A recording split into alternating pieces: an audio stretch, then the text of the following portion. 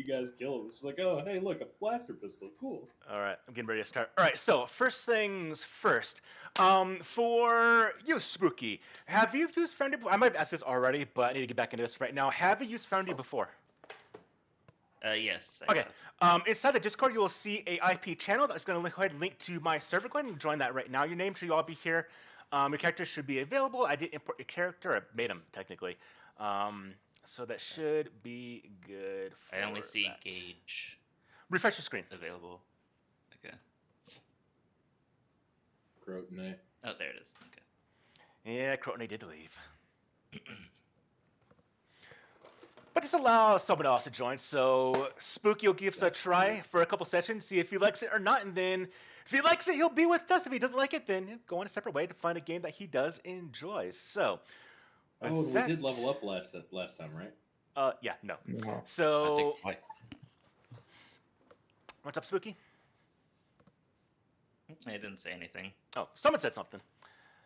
I'll have to eventually learn all your names. Not quite there yet. All right. Well, with that being said, let's go ahead and start the game right now. And for this, as always, you all know what I'm about to ask right now is I would like a recap, especially for Spooky here. But I want to know on what has occurred last game, what happened, what events transpired, what do we do? Now, before you go ahead and give this recap here, I'm going to give into Spooky here. Now, Spooky, I don't believe I did the session zero with you, did I? Not yet? Mm-mm. So we'll do that a little bit today. If you have time after the game, we'll do that a little bit today. Right now, Yeah. just play the game, and if things we need to talk about, I'll let you know. I'll talk about it. But in general, Yeah, I'd like no to have the worries. recap being done for essentially quick version. I don't want to spend too much time talking about it right now before the game itself starts. But it's like it's for things where people will kind of pick up on things that I didn't quite think was important, and vice versa. And so I can get to know what people are going through, and I can bring things forward if I need to, or pull things back, or just not pull things back, but let them kind of know, and let me know what they're kind of picking up upon, and I can build off of that. So with that being said, I'll bring a character in here very quickly, Spooky. If you have an idea how your character's here as recap does occur, then we'll go with that. But I have a way to just kind of bring you in. I'm not going to have you wait like 4 hours for a logical point. No, that's something I'll break immersion for to bring someone in immediately. Yes, there, Nathan. So, Spooky, if you ever get to the point where you're like, Paul, I need you to slow down, just say, Paul, I need you to slow down.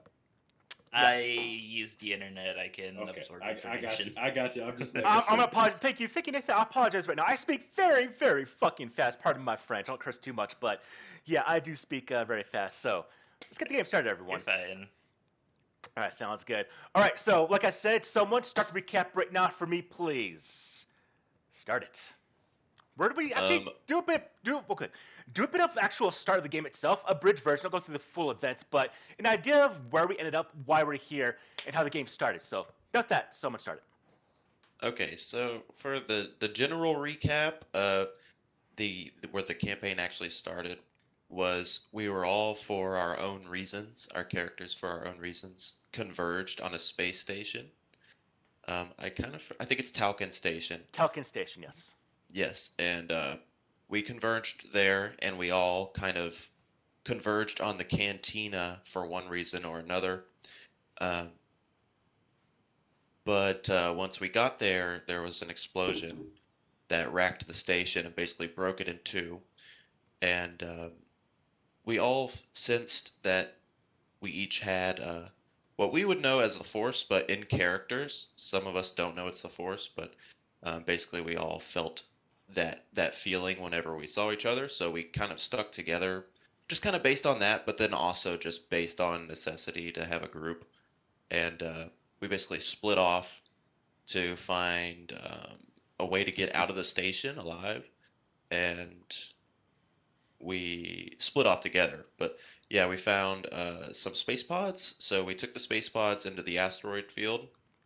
We determined we didn't have enough fuel to get to the closest planet, so we went to a hangar that was on the other side of the station, but it was broken apart.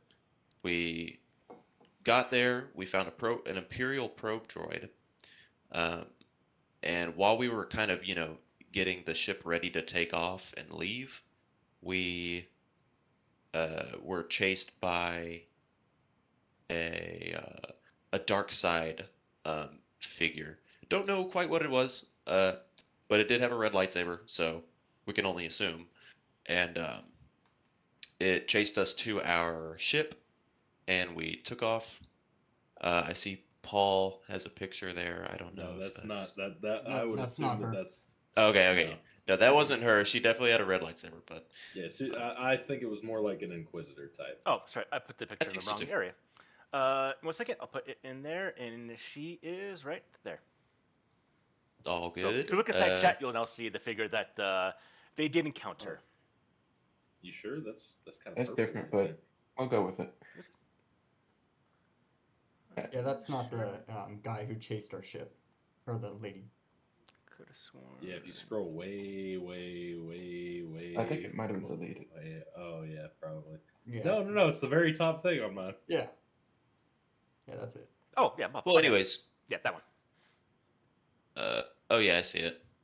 Anyways, we got chased by that. We got to our ship, and we left on Cade's Don't say it. Cade's guidance. We went to Locke, which is this pirate cove planet in the Outer Rim territories, and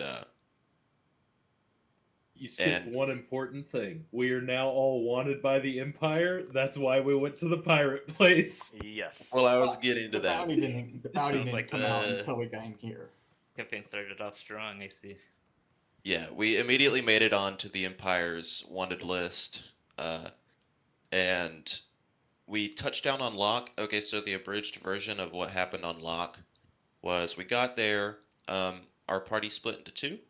One team went to go check out the, I think the hyperdrives, because we had a busted hyperdrive when we got here.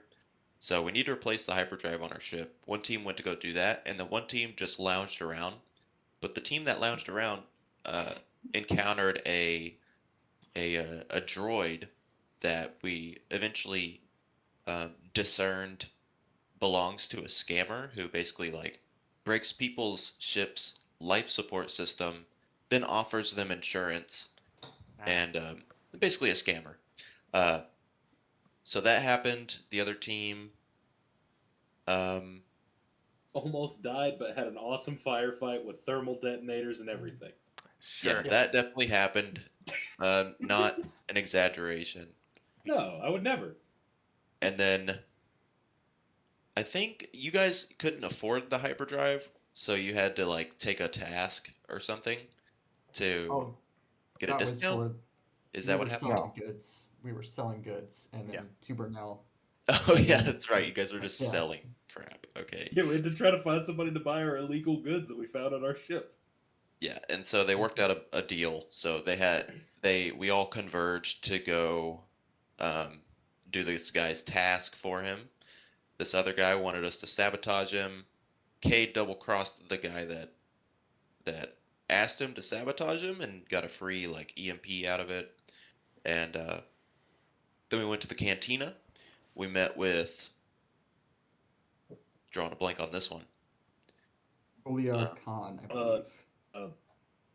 It was Yeah, Bullard Khan. He's the reputable mechanic. So reputable he's the guy who's quotes. gonna he's the guy who's gonna help us get a hyperdrive or get our ship fixed, I think. And then he sent us to he told us about a bunker or something to go do, to go Yeah. find it. But it was like was it CIS? Ex-CIS It was, bunker yes. or something. Yeah. And then we had we helped the shop owner, and then we decided to get our revenge on Sandar because But we he's had a to get scammer. permission from the sheriff We didn't have of to. sorts. We just did. We decided to. It was Takar, I One think. permission. Yeah, I mean, he was like, we don't care if you kill him, but he also brings in money for us. So it's like, okay, we're going to go bust this guy's stuff and say, hey, don't mess with us anymore. But we're probably going to beat him up a little bit. Okay, and before we go to the bunker, it's probably likely that Zalissa is coming with us. and Zelissa is a Mandalorian bounty hunter who don't knows forget that about we're that. each worth 20,000 credits. Amazing. So I have to keep our eyes peeled for her. I did kind of buy her a drink and like gave her a thumbs up, and then she's like, "I'll be seeing you soon." Yeah. I don't think it was a 20,000 credit drink. Like, No, it was like 10, but I mean, there's more coming. Sure. All right. She could. I'll spend all of my money on drinks for her as long as she doesn't kill me. I'll just pick it gotta up buy here. 2,000 more. I'll just use Vok as a human shield because he can't die. Do what you got to do. Now, ultimately, thank you for the recap here. That is correct. All of you have been brought together under circumstances. Telkin Station was destroyed, but in all of you being there for various reasons, things did occur. A sensation, a allure, a harmonic kind of tone that all of you kind of felt subtly in a way where you saw each other and you felt a minuscule connection of something. Some of you did know what this means. Some of you didn't quite know what this means. Some of you, one of you, don't have any connection besides there's some strange things going on right now. But ultimately, banded together for mutual survival from Talkin Station brought you ultimately to Locke. Now, on this stolen starship, where hopefully the individual that did own it is now dead peacefully on Talkin Station, but your hyperdrive was damaged in the escape from that station itself, and you did land yourselves onto the planet of Loch the Stronghold, in Stronghold City, Loch Stronghold, that is known as the owner being an individual called Nim, which is a pirate that controls essentially the planet. And this is the single spaceport here. Now, you talk to Ballard to go ahead and get this hyperdrive to leave this place and just kind of get away from here because, yes, they're being hunted by the Empire for terroristic activities. And this is a couple years before Episode 4, so we are definitely in a time where the Empire is making things a bit difficult for various species around the galaxy. Now, the group of you did leave to confront Sandar, the individual that tried to get that droid on board your ship to cause issues, which is now where I'm going to pick up with our other member of the party eventually coming in here. So I'm going to use your name Spooky for the moment until we actually get your character's introduction here. But yeah. Spooky, for your character, one thing is immediate. Now, obviously, of what you are character-wise, were you around? Now, this is about 16 years after Order 66. How old are you? I am 26, I believe. So, you were definitely around then, during when things went bad with the introduction of the Empire. Now, for your character, you don't get to mention anything right now to the party, unless you want to. But again, going by the aesthetic, going by the nature of this campaign is everyone here is going to be new to essentially the Force. Now, if you were a Jedi, if you were an individual that did know the Force before, it's where you have incomplete training, didn't really get fully done, or maybe you just were raised in a different like tradition of or different religion of the Jedi, the Force, whatever it was going to be, and was never really like formally or officially trained. And so, being a level 1, obviously, you don't have the full-on Force abilities or characterizations of the individuals. So, for your character, of you being 26 years old from the events that happened about 17 years ago, so you're around 10 years old when the Republic ended, and the Jedi on Coruscant around the galaxy were deemed essentially traitors to the Republic, to this new empire, and hunted down and killed. So, what have you been doing around the galaxy for the last 16, 17 years? For the past few years, honestly, just doing what any typical galaxy goer does, just traveling around with my crew, getting loot, if sometimes by force or by having to route it out of people if necessary. Okay. Just trying to make a living. All right. Now, stop me if I'm overstepping my bounds. Please stop me. So we can go with an idea here that you and your crew It did stop here on lock for various reasons. This is a pirate stronghold, so being able to gather supplies, sell supplies here that was taken commandeered or whatever from ships, people, whatever, would be a fantastic location to do this. You and your crew landed here on a ship, and your very own crew met the individuals that you understood the name of as Sandar as well.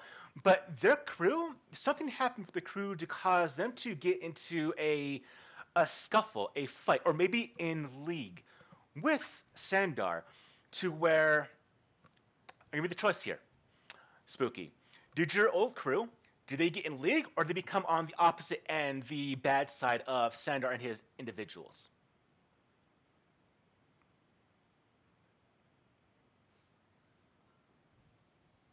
To join or to stand against? Now, keep in mind, if you do say they joined, that's the reason why you left, so keep that in mind.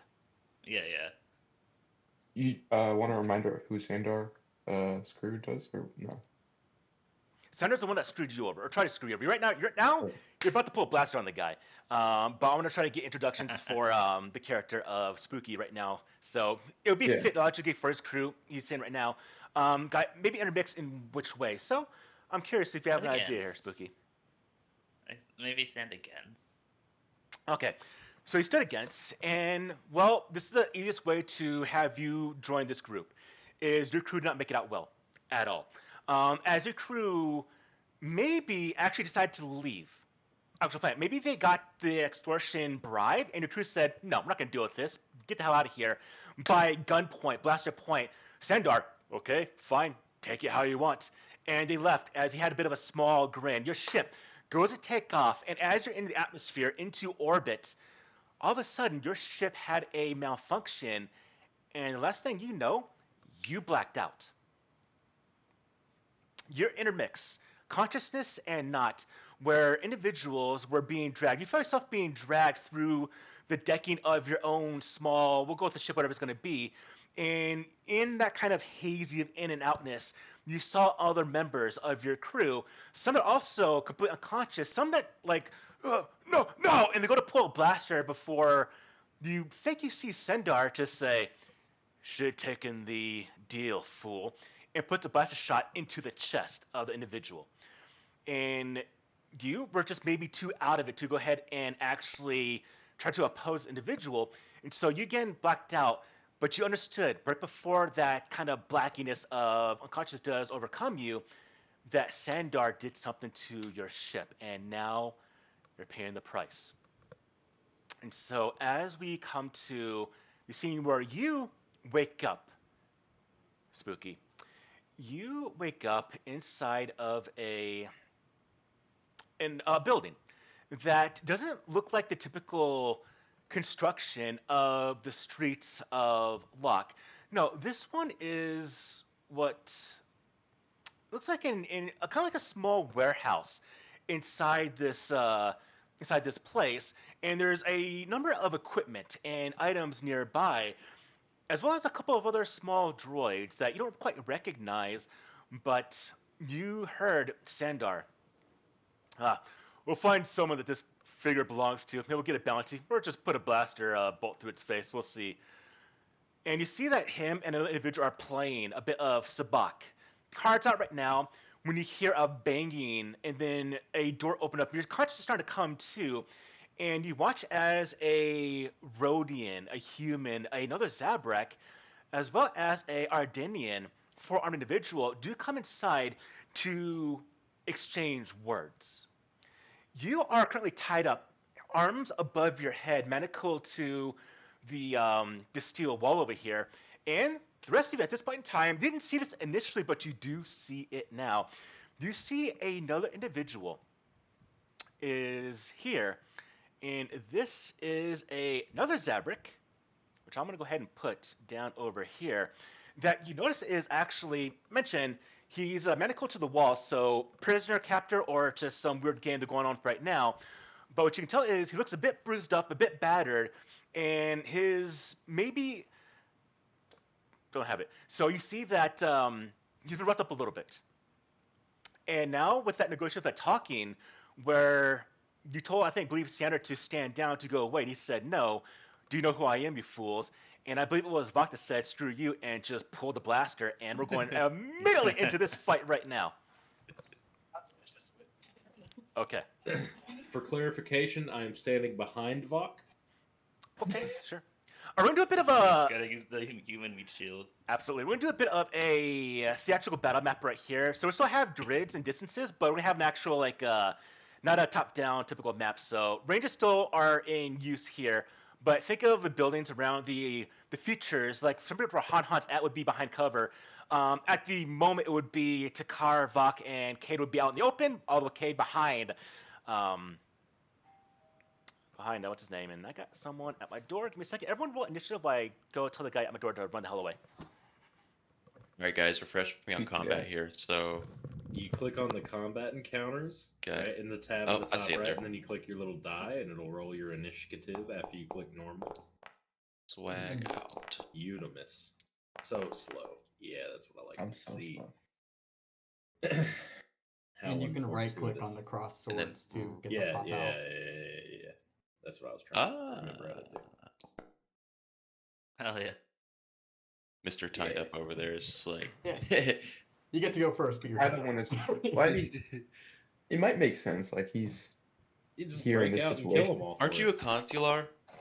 I am, yeah. Oh, I'm a just very tanky consular. Well, we don't know that yet, right? Correct. No, I we guess don't. if they use the force power, yeah. Okay. So as this does break out, it is to actually you currently, Spooky. You are against the wall and you see an opportunity now right here. These individuals are about to get into a fight. You watch as everyone kind of stood up. You watch as this Rhodian did pull the blaster, and it does look like Sandar is going to be caught off guard by Vok. This makes sense that Vok goes first, but the individual that's next to him, this guard based on initiative here, he does see this going on, and he stands up immediately. Now, before I start this off officially, I need you to adjust your volume very quickly as I start playing some music here. So if you do recall, if you know how to do this, Spooky, go ahead and go Yeah. to the top right, adjust it. I'm going to play some music here in about 5 seconds. Got it. Go for it. All right, here we go. All right, so it's to you, Spooky. You're right now, you're shackled to the wall, so not many things you can do besides potentially some abilities or trying to break yourself free. So, to you. Now, a very quick question. You have not played Star Wars 5th Edition before, have you, or have you? I have. I recently finished a campaign. Okay, cool. So, you know everything. So, what do you want to do?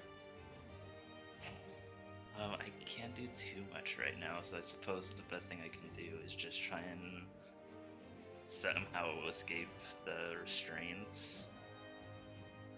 So I'm going to give you a couple things here you can do. Try to escape restraints. Just use a full-on strength check. Try to pull the thing out of the wall, or even try to do a bit of coordination, see if you can get your hands out free. But also give you a improvisational attack if you so want. With the items nearby, if you want, you can give me a athletics roll to essentially kick some pieces of crates nearby into the back legs of this guard that's in front of you to knock him over. But if you fail this check, he will turn on you. Will be an action if you want to do Okay, I'll try an improv attack. that. Okay, That give me sounds athletics like roll. something my character would do. Athletics. Hey! Hot damn. Hey, All right, there so you I'll go. be watch as this guy, this Zadric, just kicks a crate, hits the back of his legs. He just topples down to the ground. And yeah, he is going to be prone. In fact, with that natural 20, I'm going to go ahead and do this. He falls as another crate nearby. He falls onto the crates where him and Sandor are playing Sabak. His back hits it. The table folds over, and a blaster, just by sheer damn good luck, a blaster on the table falls, and one of the chips they're using hits the actual stud of the trigger, the blaster pistol, and fires into him. So go ahead and roll me a d6, Spooky. Okay. Not only is it going prone, but give him some bad damage as well. D6, here it is. All right, getting a bit of free damage as you just hear a blaster shot by whatever just happened right now. So definitely interesting. All right, Spooky, you can't really move at all. So at this point in time, you would be done. Do me a favor, end your turn, please. Yeah, there you go. All right, this man, angry, pissed off. What the hell? And he didn't see who did this. He just thought it was everything going on. So he goes and he actually stays on the ground, prone right now. But he does take his blaster pistol, not the one that hit him, but another one, and aims it at the one about to fire onto Sandar. So, Vok, you're being shot at right now. And he does go with that blaster pistol towards you. He fires a couple of shots, but with him falling, they just go wide and miss completely.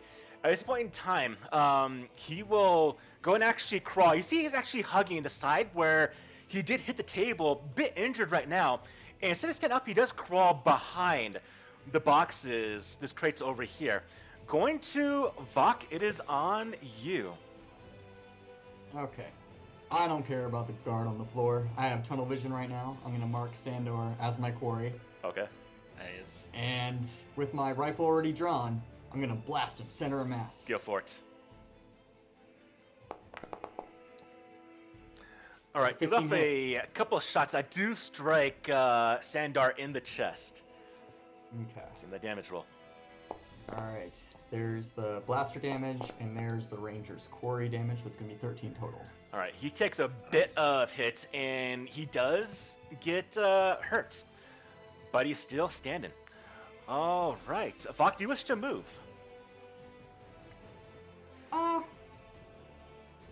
No, if I move, then Cade doesn't have any cover, so I'm going to stay where I'm at. Okay. You watch as he gets hit. You hear bark, bark, bark, and then I don't know if anyone recalled it, but there were things in the ceiling that looked a bit unusual, and you now watch coming from the ceiling are a number of things that do pop open. They are turrets. Oh, okay. Oh, interesting. Well, that changes. Reacting to Sandar getting struck. All right, Vok, if you're finished, go ahead and end your turn, please. I'll go to Cade. Standing right behind, you see Sandar get hit, but then things start to happen. Now, what do you do? Question. Yes, So I have this EMP. indeed. Would that stop these turrets? If you can activate it, Would it hit all of them or just like one? How does it work? It's like a big pulse, right? this will be, since you're not actually sending this on a droid, you'd have to do this either as get up to the droids, setting it. If you get the droid to set it, it'll hit all of them. If you do this as an improvisational attack, I'll have you do a technology roll, and based on how well you do the roll, will be how many you actually hit. I will attempt to We'll do this. use my. We'll do this. Base technology DC thing. of 10. Every 5 points you get above 10 will hit one turret. Okay. So 15, 2. If Let's you get 20, will do- be 3. Do technology.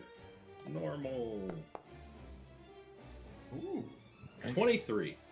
That hits all 3 of them. So you tell me there, Cade, how do you get this thing? Now, essentially, to give Gin an idea, this little board is a ionization kind of burst. It's an ion gun, but done in a burst, as mentioned. And so, how do you get this off to hit everything inside this room? Cade just kind of looks up and sees these turrets come down and goes, well, that changes things. And he just opens his pack and starts reaching and he pulls out this big circuit board thing and he's like, just chucks it like a frisbee, pulls out somebody else's blaster because he's never going to shoot his, and shoots it and it just blows up. Okay, fantastic. Go ahead and give me a D6 roll plus 2.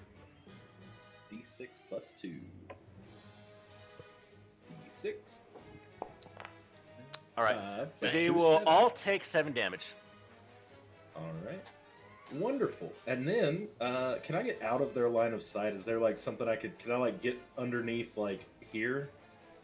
How do I do it? Is So- it, like underneath here so that I can't get shot I will from say above? the turrets have position on everything. No cover. You cover Okay. from Sandor and the guard, but not from these turrets. Okay. If that's the case, I would like to run behind these boxes if I It should be can over upside here. down. There we go. Let's see, I'll move like here-ish, I guess, behind the boxes for Okay. cover from them. And Fantastic. before I do, I'm gonna put my critical analysis on how do I pronounce it. Dedix. You don't know his name Yeah. yet? Just call him Spooky. Oh, that's fair. That's You fair. don't know who that's he is, fair. it just- All right, it's a Spooky, Zabrak. I got Zabrak. you. There you go. You got my critical analysis. You have you can add a +5 to your next ability check, attack roll, or saving throw. All right, fantastic. Cade, end your turn, please. Oh yeah, sorry.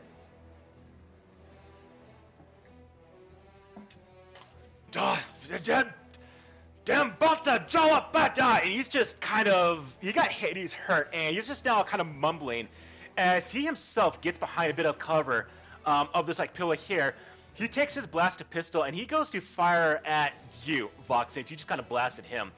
But his blaster is not a blaster pistol. I should reiterate that. This is a blaster rifle that he does take, and he takes off the table and just starts firing wide at you.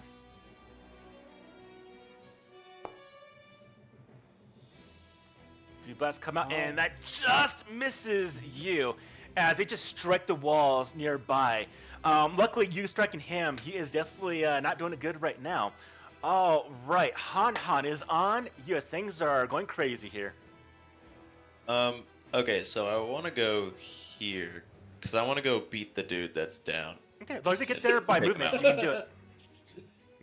I just want to take him out of the fight. So I'm gonna hop the cover there and sprint up and do like a slam dunk with my staff. Can you do 40 feet? That was 40 feet. Oh, okay. Actually, can no, not yet, not yet. So Yeah, every square's 10 feet right here. here. So we'll go back to here. There we go. I can get I'll go with that. diagonal with them. I'll So- go with that. But I'll give you this. He will be behind a bit of cover because you can't get right around there. So I will give him essentially +1 AC. Okay. If you get He's here prone. or here, it will be no cover. But he is prone, so it's going to be advantage. So shouldn't matter that much. So we'll do this, and then we have advantage on it. Oh, Dang, that sucked. Okay. well, guess what? He has 12 AC, and I give you +1. Yeah, so he has 13. Yeah, so it is missed, unfortunately. Yeah, so you go in, and your barber staff just clips the side table he's been using. That kind of flipped over, and does miss him. All right. Well, you know what? I'll go for a little ground stomp then, with my bonus action martial arts craziness, Go for it. and we'll do advantage again. There we go. Hopefully that hits. That will definitely hit that time. Sweet. All right. Then we'll do. All right, you stomp him Huzzah. for a little bit of damage. 2 plus. I think I add another 4 to it, so 6 damage total, 6 kinetic.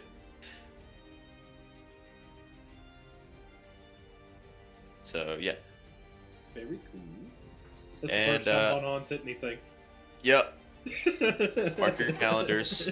I'll end my turn there. Alright, how far is to get to You can make it Sandar? through. Alright, can I get to Sandar and grapple him? If you want to grapple him, by all means, go for it. Oh. I'm not gonna bother rolling with an after 20. So yeah, you come in there and he goes to like raise that blaster rifle. As you come in, he fires a couple shots off that just go wide, and his eyes go a bit panicked as you're coming right there to grab him. And how do you grab him here, Takar? As he I move him and just gonna grab his arm, just hold him pretty much in a chokehold kind of way, but I'm not choking him, and I'm telling him, alright, it's over now. Call off, deactivate the turrets. Go ahead and give me an insight check.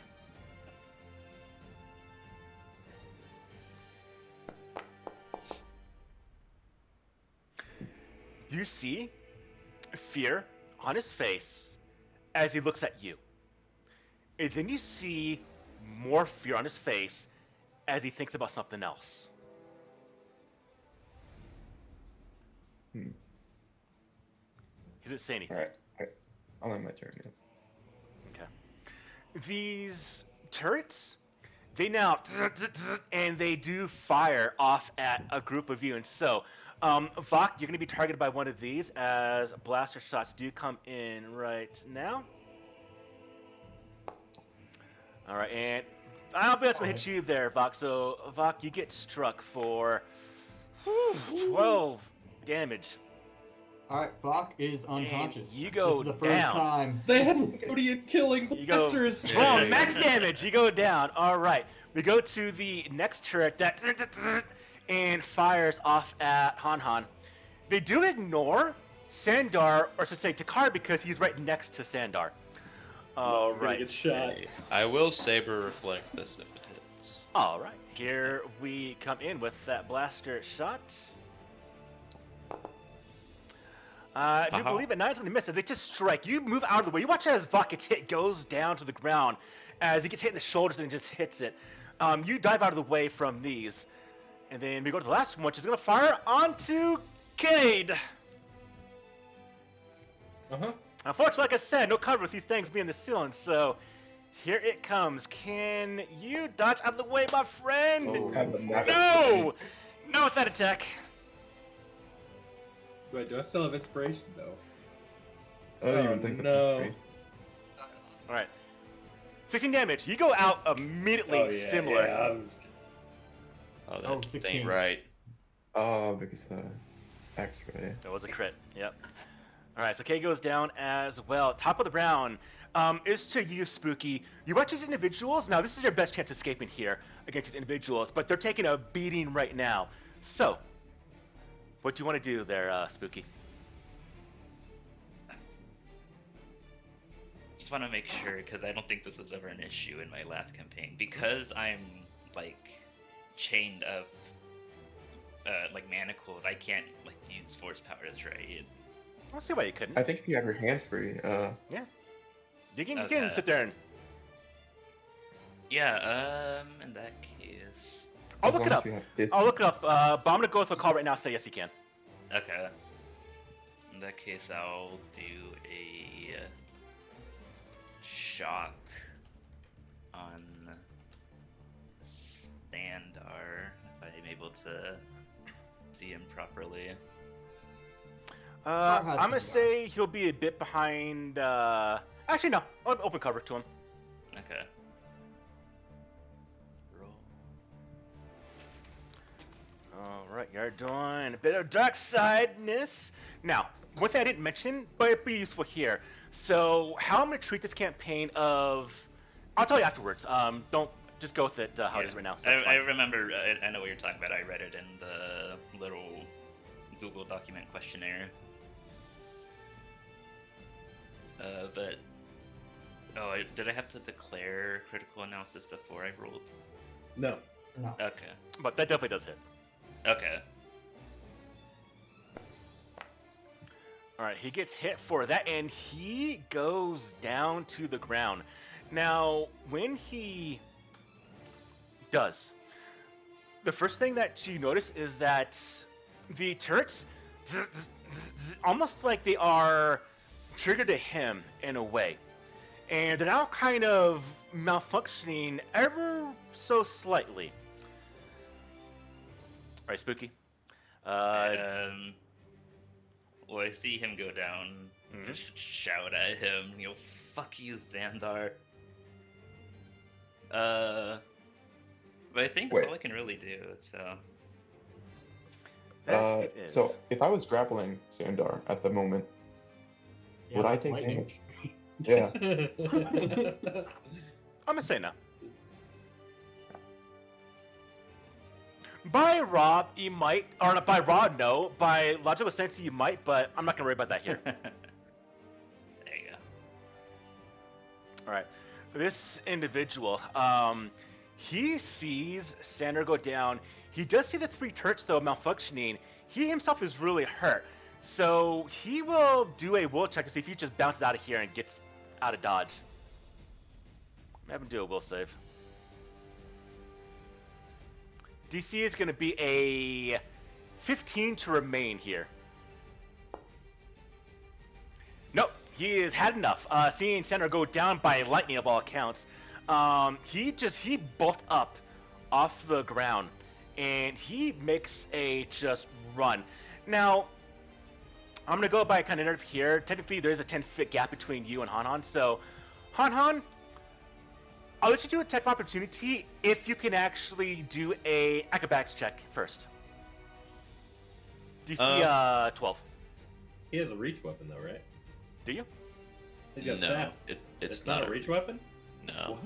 So, DC 12, acrobatics, you'll be able to get him if you can succeed. Okay. So that'll be acrobatics. That'll be this. Just moving very, very quickly to try to get to him. Goodness. No, so, at this point in time, he will book it and run and get out of this building completely. Do with that how you will. Alright, he is done. Vok, that saving throw, please. I'm at 0 exactly. I think I'm stable, right? No. Get to 0. You do Okay. those saves.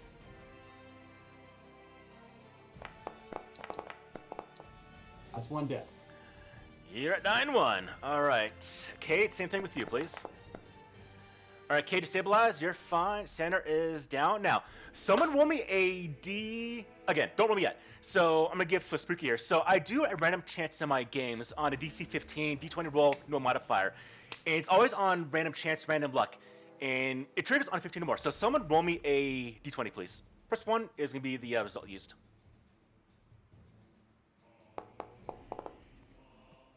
Okay. The turrets are... and they are maneuvering around. We'll see if they do anything on this turn here. Han, it's on you. Yeah, I'm gonna. Well, I just saw that the turrets down some of my buds, so I'm gonna rush over. 10. Oh, I can't make it to you, Vok. That's good. Kate it is. Hops the cover and goes to. Oh man. Okay. I think I have a. In our party bantha. Have a. We have one med kit left or whatever. Well, there's 3 med kits in the party bantha. Oh, there's 3. There's 3 med packs. Yeah. Yeah, I'm gonna use one on Yay. on Kate here. So Alright, Kate, give me Is that roll. a hit die? Yep. I just roll my hit die. Right? Mhm. I'll delete one of the med packs. Thank you. So for party bantha items, anyone can use them at any time. Yeah, technically they're things that'd be like in a pack in the ship, stuff like that. We'll talk about how to actually have that done in a sense here, but I'm not gonna worry about it right now. It's something you have between each other. If something that is large, you need to carry it. But this is something you all can just take out in need. I'm not gonna worry about it too much right now. Alright. Yeah, I'll do the same thing, but Bach and just go over and heal him as well. Okay. Somebody cares about me. Hey, I was gonna I'm do it on for you top. here in just a second. I'll have Han toss it over to me, an extra one that he has, Okay. a med pack, and then Alright. Han, or not Han. Bach, go and give me that hit die roll. Okay. Sorry, I'm just gonna Statics, take we a don't know short you rest.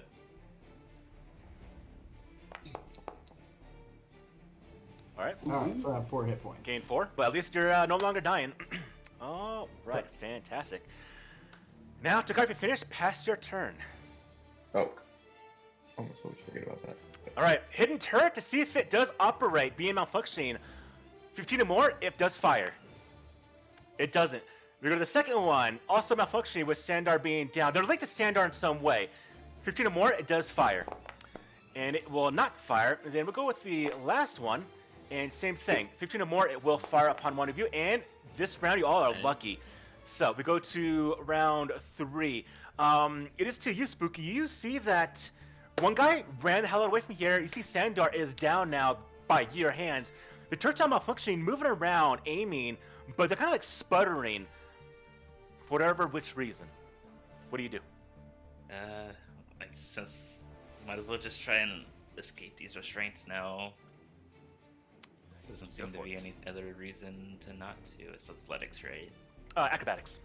Acrobatics, okay. Or you can give me a strength check if you just want to pull things out of the wall. But go with that. You I'll have my +5. 17.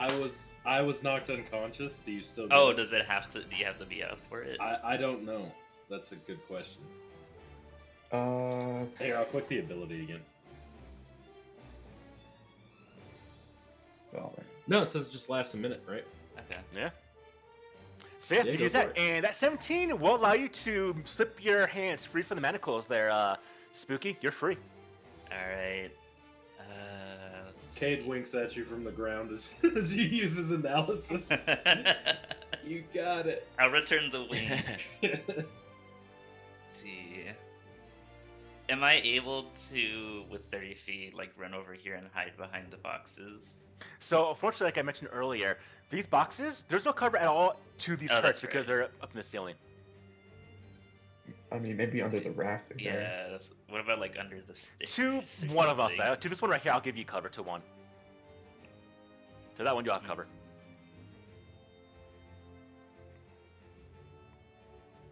If that's what you're seeking cover. Yeah. Fuck it, why not? It's something. Okay, Take if you're it. good, pass your turn, please. There you go. All right, he's gone. Vok, it's on you. You wake up with med pack, stim pack in you, and you feel and see smoke coming from that blast shot into your shoulder that took you down. It was way worse than Deveronian Punch. Alright. He's gonna use his full movement to stand up and pick up his blaster rifle that I assume he dropped when he went down. Yes. And then he's just gonna pick a random turret. He's probably gonna shoot that one right above Sedix. We don't know his name yet. Stop it, man. Don't use his name yet. You're not psychic. Yeah. And I didn't see him use magic either, so. I know, me neither. It's so good I didn't say use magic. Alright, and I don't think I'm all there. I don't think I'm gonna put my Ranger's Core on it yet. Okay. I'm just gonna blast it.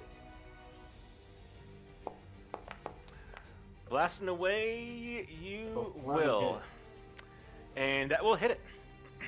Oh, okay. That's good to know. Just 7 points of damage. Well, I see. Enough to destroy it, though. It gets destroyed. Alright, Vok, pass your turn if you are good. Alright, Cade, you also wake up on the ground. Stim pack stuck into you. You see Vok shoot out one of the turrets. 2 more remain. What do you do?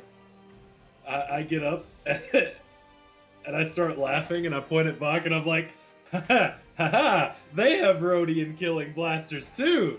And then I pull out a different blaster and stand up. I give a wink to Han Han because he's standing over me, and I'll give him my critical analysis. And then I will target this one up here, Go for it.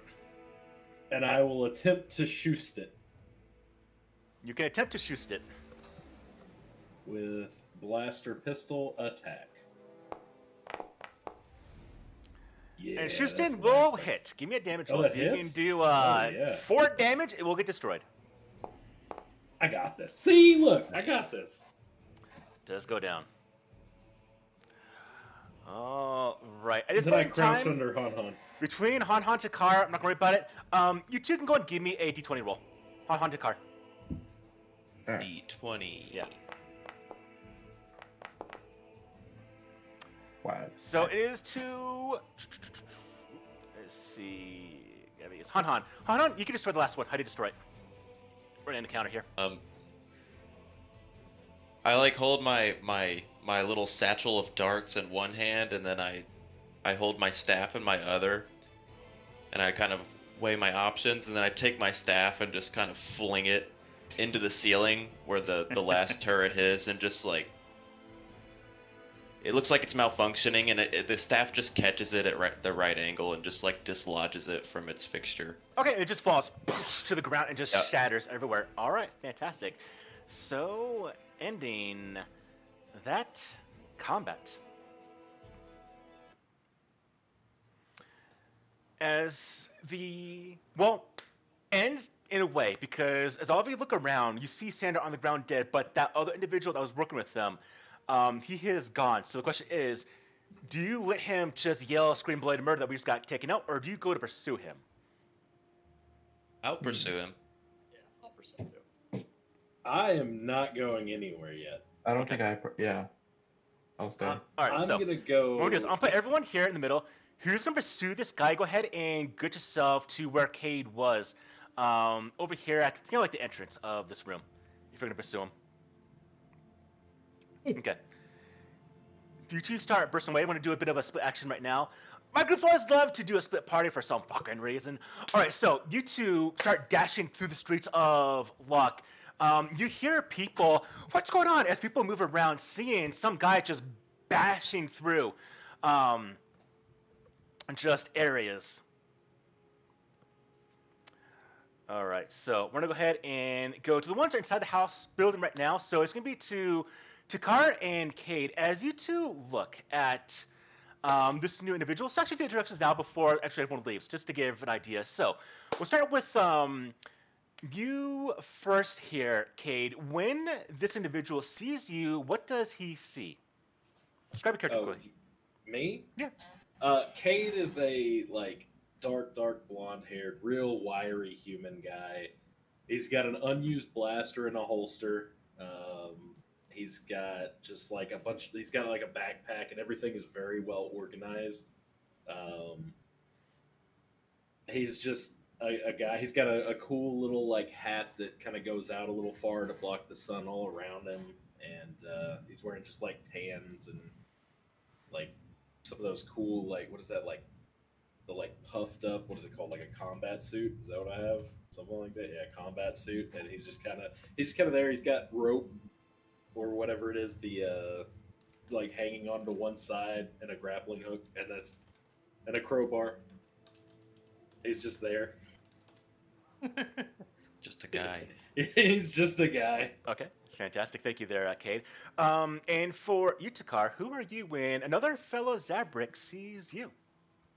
I'm like another Zabrak with the horns and everything, but holding a vibro blade on the side, and what you can see is he seems very big and like healthy wise looking.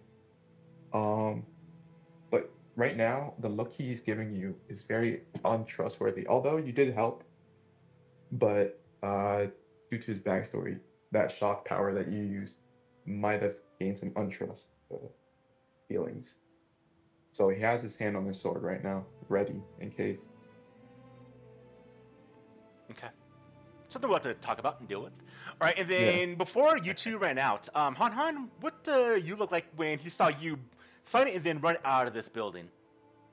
Han is a young Ardenian, about 23, I think. He's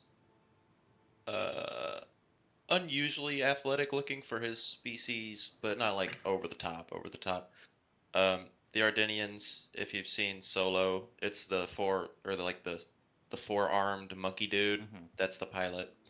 And he's got on like just a basic like monk sort of gi with one sleeve, and sleeveless, but just like the sash, and Yeah, one sleeve. How many arms does that expose?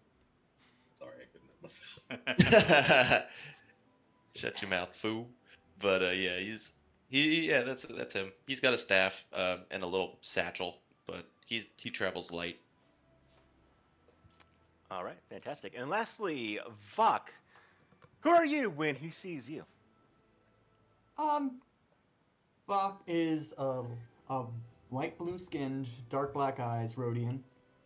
He's cooked medium rare right now.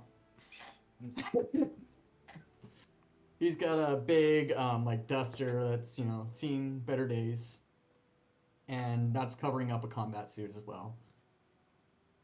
And yeah, he's pretty like 5'7", 5'8". Okay. And then he is running out the door. Indeed. Blaster All right. rifle. Thank you for that there, Matthew. All right, so as the two of you, Vok and Han, take a look at this Zabrik, and then you go to pursue this individual that was with Sandar. I'm now going to go ahead and go with to Spooky. When everyone did see you, what do you look like? What do they see? Uh, so Statics is Zabrak, as Mr. DM has said. He's fairly tall, standing around 6'4", and he's slim, but his body clearly shows that he is not weak as some people might assume him to be. He's dressed very light, very casual, just simple like cargo pants, shirt, like a small kind of like a Han Solo vest kind of deal. Orange skin, like a ring of horns, face just given a very brief uh, painting over with black paint, and he just looks relieved and kind of excited after having this nice little encounter. Definitely bright brightening up to his day. Okay. All right. As you three look at each other right now, now, Cade, you're out when things did happen, but as mentioned by or not Han, by Takar here, he definitely saw something. But beyond that, you do see, Cade, that Takar has a bit of a different kind of attitude to this individual here. But the one thing that you all three feel now, Han, not Han, Takar and Cade, when you two, as well as everyone else, were inside Tulkin Space Station, you felt that kind of connection of something. Now, even though for you, Cade, you have the smallest amount ultimately of the group right now, but you still have this slight budding connection. You feel this once more with this individual standing before you, and for I would imagine Takar knows exactly why, but for you, Cade, you just got this similar sensation that you had with Han with Vok as you three see each other. Now I'm curious for you three, what do you all do when you get to this Is point it? right now?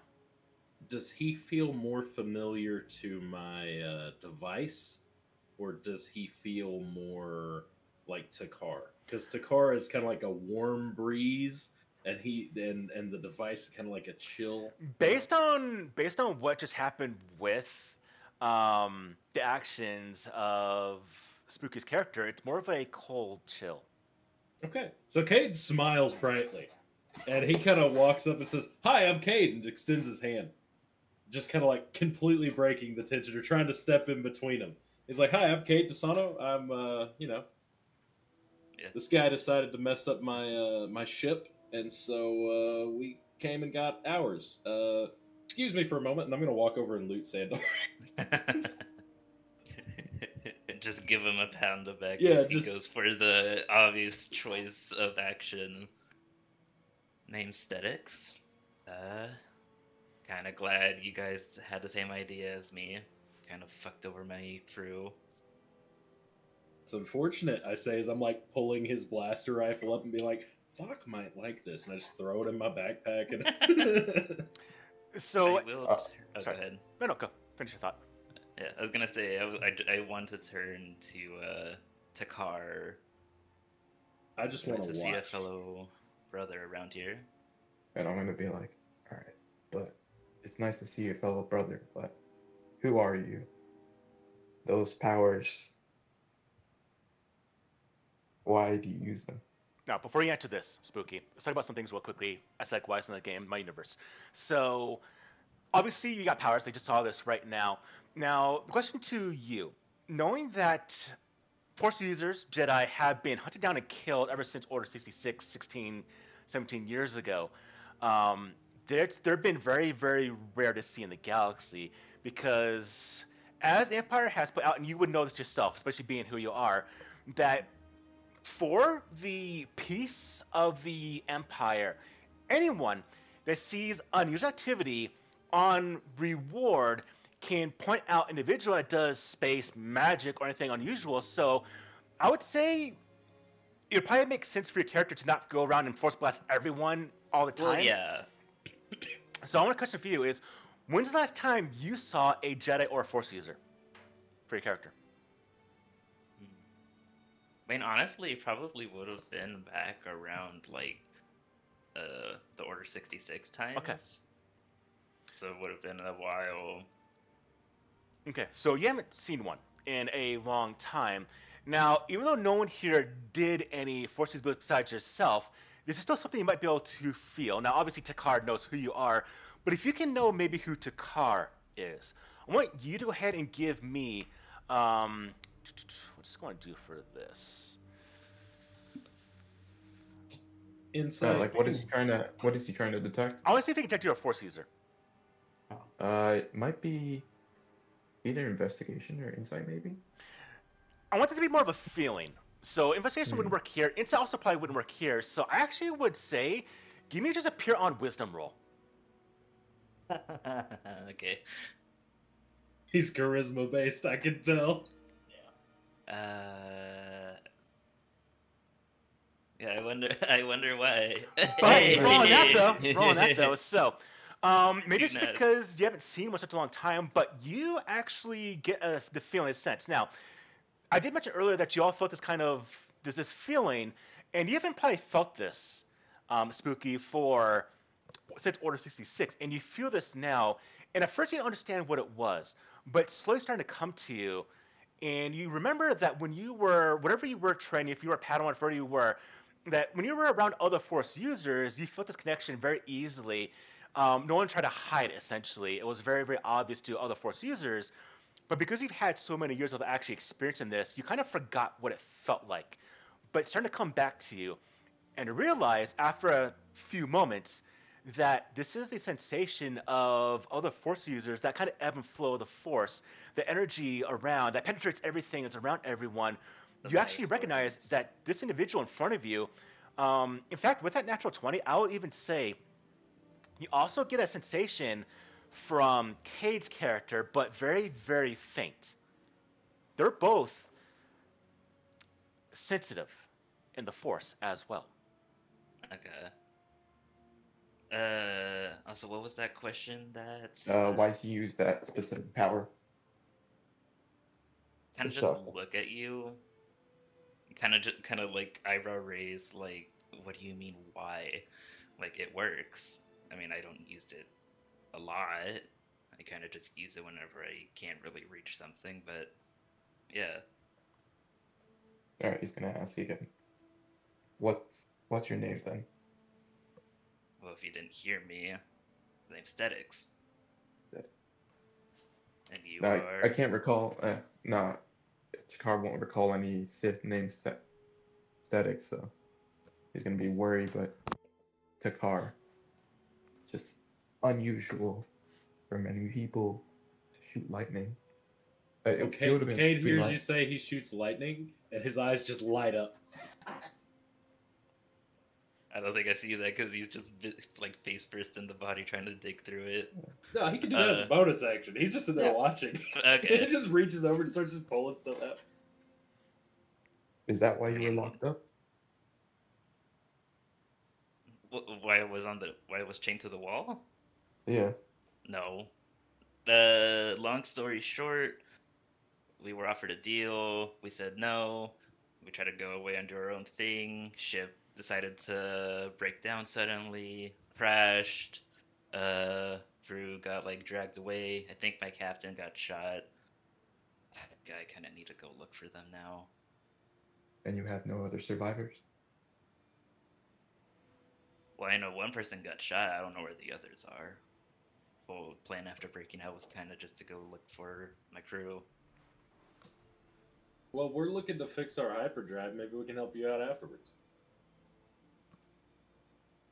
Fuck it. I don't got any reason not to, especially after this, connection here. What are you talking about? Connection. Cade looks at himself to see if there's like something touching between him and the other person. He's just like waving his hand, like, "What are you talking about?" Okay, As maybe he you don't. pulls out like a credit chip from. Yeah, makes sense. You don't have that strong of a feeling around you. Hey, Did I? that's rude. So you said the Takar it was like a strong feeling. For Kate, it was like very, very faint. Did I get a sense of the other two before they ran out? They're gone already. Can't quite tell. You weren't really thinking That's about it fair. in the midst of the battle. But at this point in That's fair. I time, want to make sure. let's go ahead and move tracks real quickly to the other group right now. So, as you two were talking, we now go to Vok and Han Han rush out into the streets of Vok, pursuing this individual. As you rush out the building, you see, as mentioned, individuals that kind of got blasted back when this individual kind of maybe shoulder checked through them. You see him now running into what looks like an alleyway in the streets of Vok. You two are going to follow. We're going to do this initial lunging forward by pursuing into the streets. And so I need to have a athletics roll with you two and myself included. Okay. Han, you have my critical analysis Oh, I do. for Is it the for next that far? minute. Oh, it's a D4 It's +5. +5 to the roll. +5. Yeah, it's his intelligence modifier. Can I just put that on my situational bonus? I think. No, you can use it whenever you want. You don't have to use it right now. Oh well, I used Yeah. that. So. Okay. Nah, he rolled horrible. So as Vok and you two, you catch up closer. Don't catch up. Let me rephrase that. You get closer. As he's running, there's a cart. A merchant moving a Reposto cart has a bunch of things on it, and he watches this individual goes to go around either front or behind it, but doesn't do it. So he just rams it, and he hits the cart itself. That sends debris everywhere. No, my power converters! And he continues running forward, but he just stumble. And you two get a bit closer. He sees this, and he makes a choice to either continue running or go behind and start firing behind to kind of deter you from pursuing. But he decides to take the better course, and there is a nearby repair yard for ground-based vehicles that is automated right now, and there's machinery going that's repairing things by droids that are essentially built into stands. So they're kind of like an automated portion. He decides to go ahead and just run through this place to get past all of you. We're now going to essentially round 2 of this chase. If you get up to him now, we can try to stop him. But as he goes through this, it's now going to require an acrobatics roll between all 3 of you. If you get a failure below a DC of 13, you're going to take a bit of damage here from you essentially getting hit by one of the arc welders as they're repairing some of the equipment. Don't get hit, Vok. Yeah. I think we both have natural climbing speeds. Would that help us in this situation? I'll give you advantage. Okay. If you have natural climbing skill, I'll give you advantage to the roll. You have a climbing speed? Yeah. Right. 20. Oh, 18. Okay, well, he rolled a 12. You went up below a 13. Oh, he did. Shit. Okay, so. All right. He goes to run, and he does get through, but at the last minute, one of the things swings by to get to like a couple plating from a nearby Reposto sledge repairing, and he gets right into the arc welder. He walks right into it. Cade, go ahead and give me, or say, Cade, Nathan, go ahead and roll me a d6 for how much damage he takes from this. Got it. You got it. I'll roll. Roll D6 lower for than you. a 4. I'll put it that way. Well, I rolled a 4. What is it for? So he takes 4 damage, and as he does, he gets and gets electrocuted and just falls to the ground. He rolls over the equipment to the ground, and at this point in time is dead. Accidents on the job. But we're not going to get any information out of him. Damn it! All right. Oh, Han cursed. You weren't there to hear it. I know. Yeah. And Vok doesn't even notice. Okay, you two slow your gait. You now carefully maneuver through this place as you hear droids, "Get out of here! This is not a place for humanoids!"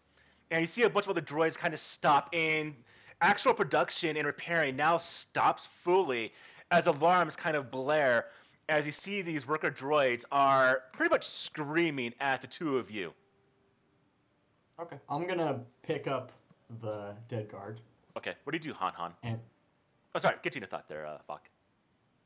I'm just going to start carrying him back. Okay. Yeah, I'll follow along.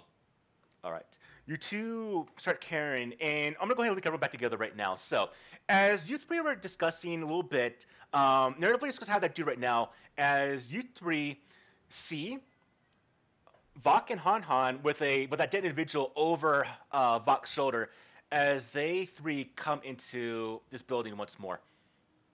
Oh no, right there. I just drop him at the feet of Cade. Why me?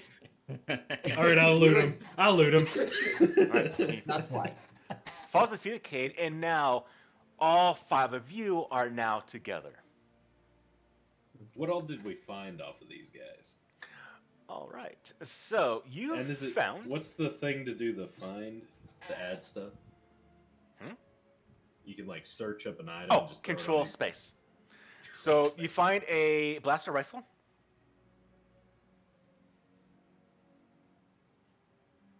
Control space. Oh, that's doing something else. All right. If it's not Yeah, working, control space gives you an index, and you should be able Okay. to. yeah. But if it's doing something else, probably because it's reflecting with your web browser. So if everyone right now does control space and does something with the browser but not actual index, go to the top right of I'll Foundry. Just reopen it in Chrome then. No, you can change the hotkey for this. I got Oh, it. Gotcha. Yeah, so if you go to the top right, go to those 2 cog symbols for the settings, click on Configure Controls. And then scroll down to Quick Insert Search Widget and just change that toggle to something else that will be useful. That'll be usable. But this is good because this Quick Insert, Control Space, whatever you change it to, can search any item, power, spell, feature, class in this game that's been made. So it's a very useful tool.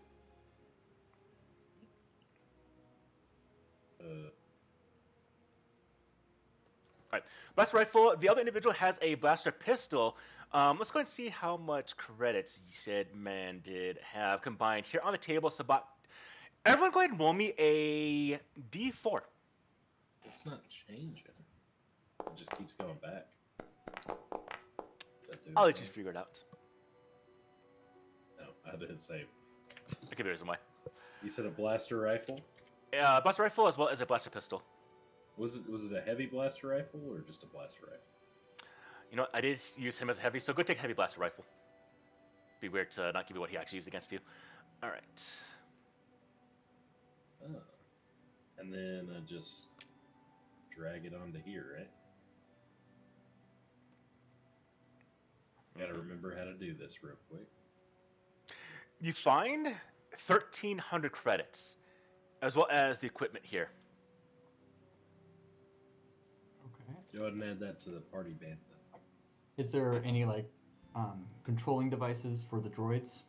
No, not that you Okay. see. But what you do see, as you're looking at, do you look at Sandar? If you go I'll to look set at Sandar, you'll see behind his right ear is a small little data plate, similar to what those large cybernetic implants are. His has a very, very small one that is kind of roughly made, that you suspect, based on how the turrets worked and the fact that he activated after he got hit, it's probably an automated thing with this kind of control circuit he has in his brain. Okay, I'm gonna try and short it out with my stun gauntlet and just zap it. Okay, it fries. Okay. Nothing else happens. Now, yeah, all right. Now I'm gonna start looking around for those spider droids, like in stasis or whatever, around this warehouse. Okay. You find a container nearby that does have 2 of them. Okay, I shoot them both. No, Okay. stop! You hear 2 blasts, and the containers, the droids, they get just blown up into parts. We could have reprogrammed them. They could have been repair droids for our ship. What is wrong with you, Vok? Come No. on. This guy clearly has backing. If we Yeah, leave but- them here, then No, I'm somebody saying else we will take use them. them with us, and then we reprogram them to fix our ship. Ah, is that all you ever think about, Cade? You're What? such a little vulture. What? What are you talking about, Vulture? Hanan's pacing over here. You guys killed some dude. He ran into an arc We welder. didn't kill him. What? No, that can't be true. Yeah.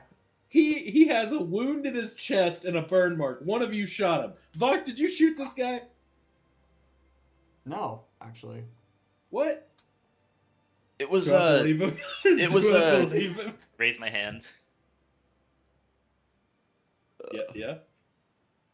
Never mind. I figured it out. If you want to, Cade, give me a technology roll. Technology. Technology. That's one thing I can do. Yeah. You can 13. tell that one of the marks on his lower torso wasn't caused by a blaster, but something much more intense. A lot more damaging than a blaster. You suspect that probably told the truth that he probably ran into something or something hit him that pretty much fried him. Oh, he must have run into that gunslinger. The one with the thermal detonators. I could have. No, I was there. There was no thermal detonators. It was some sort of machine.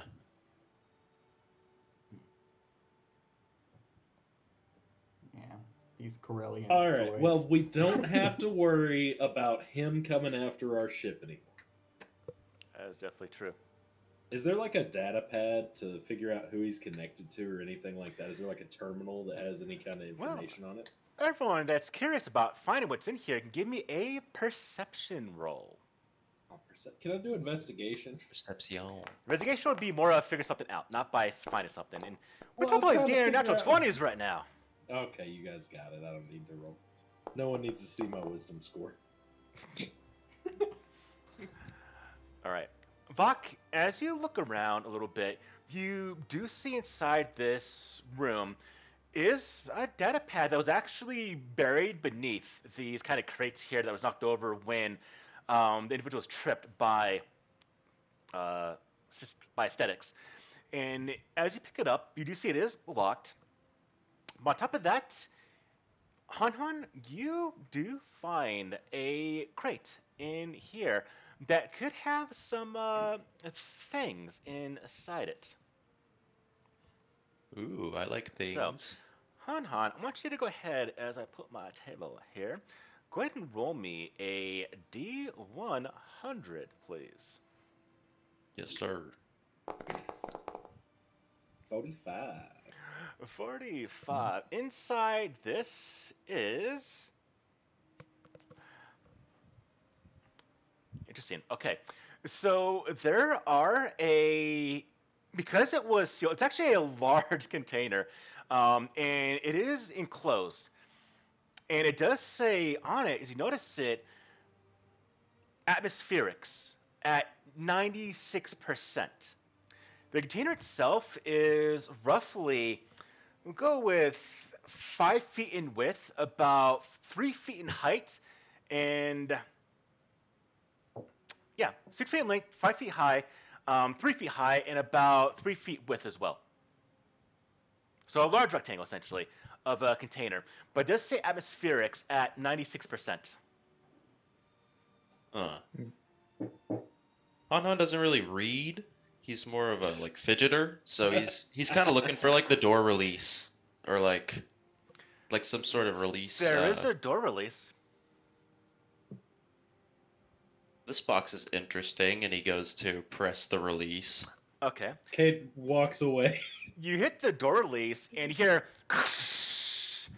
and the door swings down, and you just hear, and this large animal jumps out of this this cage essentially, and just looks at all of you before. Well, we'll see what happens here. Let me see if I have a picture of something right here that I can do off the bat very, very quickly. Oh, please tell me it's the sheriff's pet creature. It is not. Rancor. It's No, because also not a rank. No, That'd be no, a no, no, small no, ass no, no. rancor. That'd be yeah. No, It's a it's gonna be baby. like a Nexu size. I'm or, just something saying, it's smaller. it's bigger on the inside. The container. It's not Yeah. a TARDIS.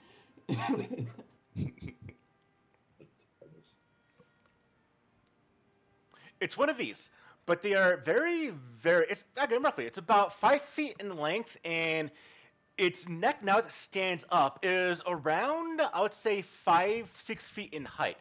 It's one of these things. Oh. Oh, you mean my future mount? We'll go with the Adder Rocks on the right. It's one of those. And so this thing That's cool. just like jumps out of here. And I gotta make a token for this thing now because it's something I'm doing improv on the spot. So let's go ahead and make this token. Do I for know if this it's a thing. carnivore? Well, that's what we determine right now. So everyone, Whoa. let's just do some world building. Everyone, go ahead and give me a D20 roll. Nature. Oh. No, actually, no. That's actually more. Yeah, sorry. Give me a nature roll. That's actually more in line. Yay! Something I can do. 9. Ooh, look at y'all rolling 20. Wow.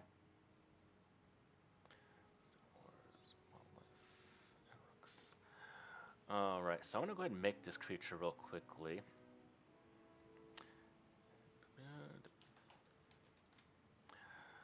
Let me throw it on the screen here. We got tokens, Star Wars. Oh, that's funny on that nature check. We're not selling it, Cade. I don't want to sell it. What? Yeah, you do. Why are you upset with me? What did I do, Han? You're looting these bodies. They just died. Show some reverence. They tried to see. kill us Who twice. did They're not gonna use So. Statics, you can roll if you want to as well. Yeah, sure. What is it again? Nature. Nature check. Not a whole. Show not us gonna the do- intelligence score. Yeah. There you go. Okay. Not Hey. bad. Okay. The three of you, Cade, Takar, and Statics, can give this thing 3 qualities that you want. And so, I'll give the first quality of this thing. It's a quadruped. It's obvious. I'll give you one actually aspect for myself. I'm going to say this thing does not like people. How would qualities work? Is it like? You just make up something. So, Oh, I'm going to go with Cade here. Cade, you asked if it was a carnivore. What does it eat? Well, judging by the picture, it looks less. I thought it was the one on the left, but she says it's the one on the right. One on the right, yeah. Okay, so I mean, I would say it's probably an omnivore. Okay. That would be a good guesstimation.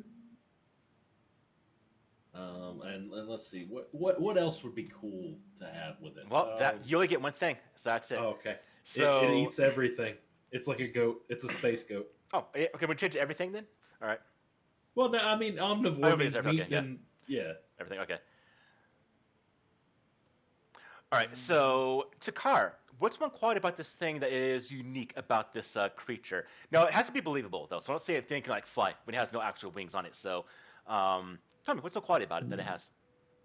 Looking like it's a ground animal, maybe extra fast, quicker than normal 30. Quick? 30 feet would be standard movement, right? Okay, this thing is fast. We'll give it a 50 speed movement. Got big eyes too, and a big It nose. does. All right, Statics, what's the quality it has?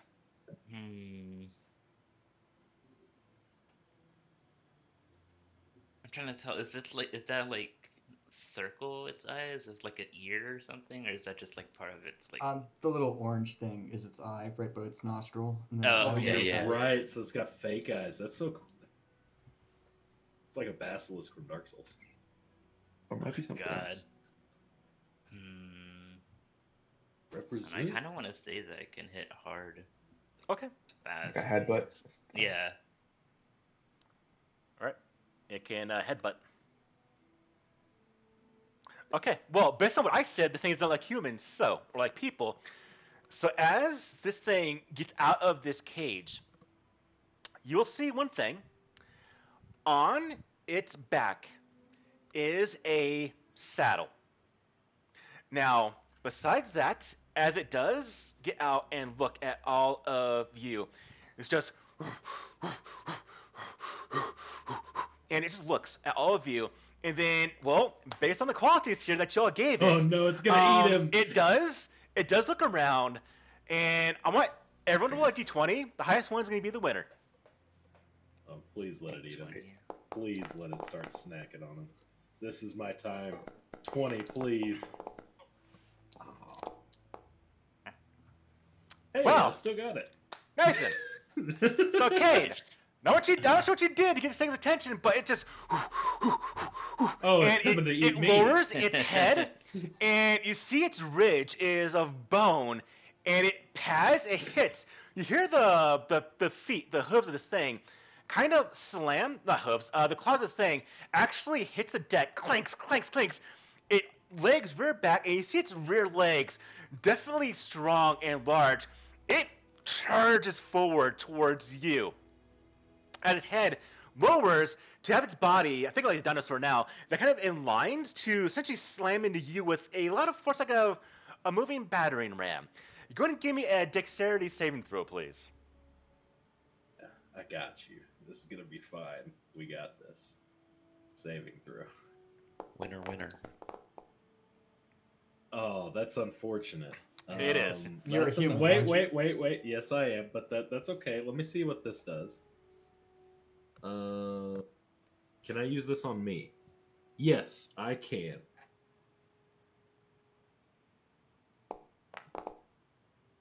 I got a 12, thank you. Better than a 9.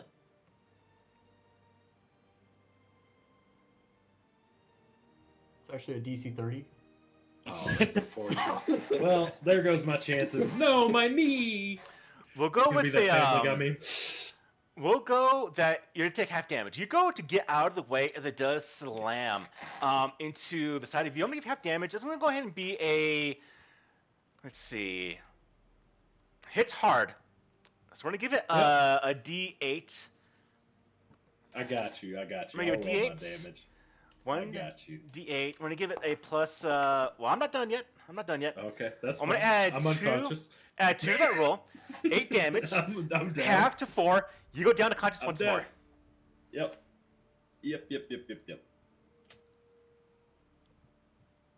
Hey, look, it likes me.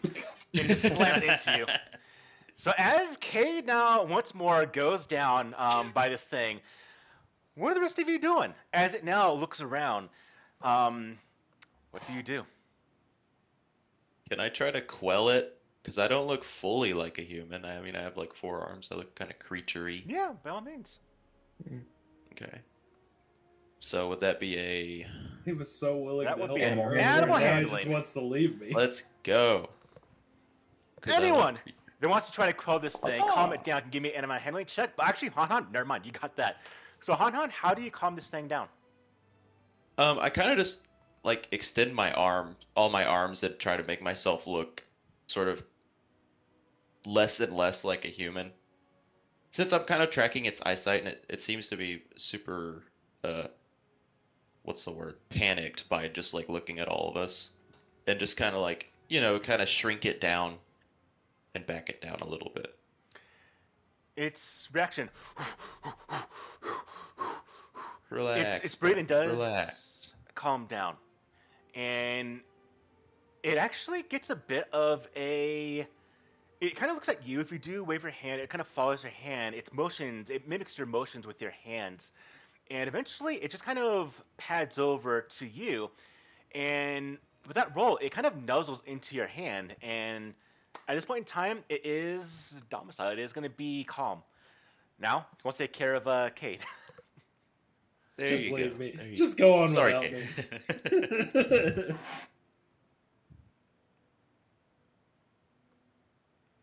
I have no Takara, medical training.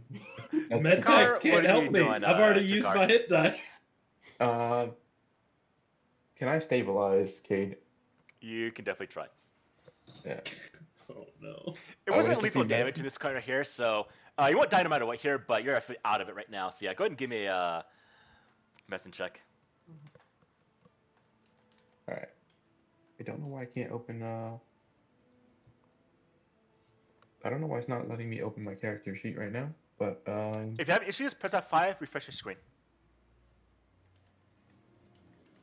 yeah.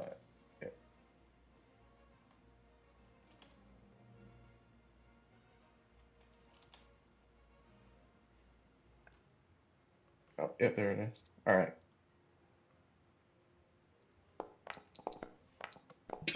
That's horrible. Ugh. Does anyone else want to just try? punches me instead of helping me. It just trips and falls and just knees me in the stomach. Just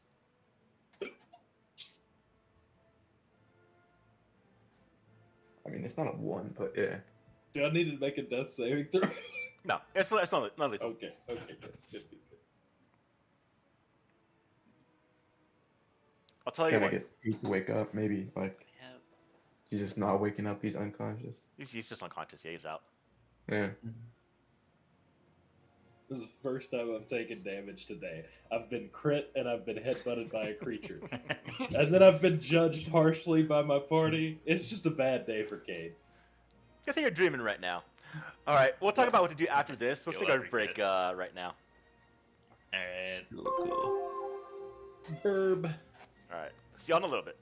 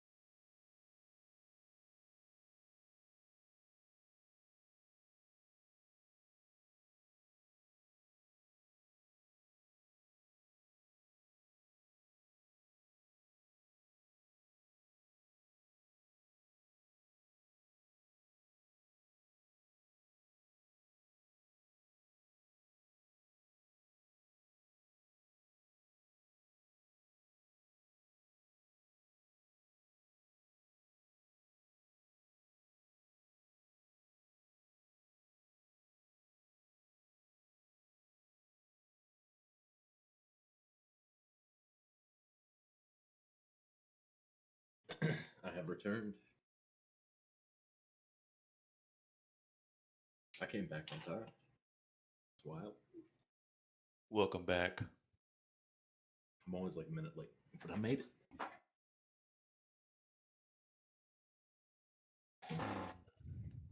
What are we naming this thing? That's not my. I'm Yeah, it's not unconscious. ours. That's Yeah, like look, all I'm saying is everybody's coming down hard on Cade, and he doesn't know why. It's not his day. It's really not my day, like at all. I've never been shot before. yeah. It's the first time for everything. Well, I'm it just just has surprised to that balance Bach went out. down. It just has to balance out because he was like the hero of the battlefront that happened earlier that night, the war Yeah, zone. that's true. Yeah, that is true. All the cool explosives and fireworks, and everybody was shooting everybody into cars. Like, what are you Yeah. talking about? None of that happened. Yeah.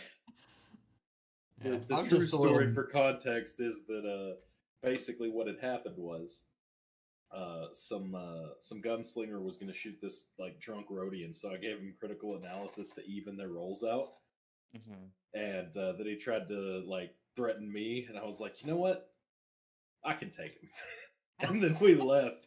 So there was one shot fired, or two shots fired, but the Rhodian hit the guy because of my critical analysis, and the guy was surprised, and then he wanted to shoot me, and I was like, he's already shot. Maybe I have a chance. And, and Paul was like, this guy will probably take you out. And I was like, oh. Well, we'll never know unless you find that guy again. I will. I didn't even catch his name. But yeah, so then I came back to the party and told him there was a thermal detonator and it was a war zone. Yeah, you could over-exaggerated everything there. But that's besides the point. Right now, everyone. That was for fun. And then they all rolled like inside. Vok rolled like a 2. I was like, yep. Bach didn't even roll. Bach just Oh, you just believe me. Yeah, somebody rolled like a 2. I have no deception. All right, everyone. Bach is just nervous right now that he's gonna have to carry another human corpse through the city. Yeah, probably. Living up to Rhodian stereotypes. At close the screen now. Continue our music.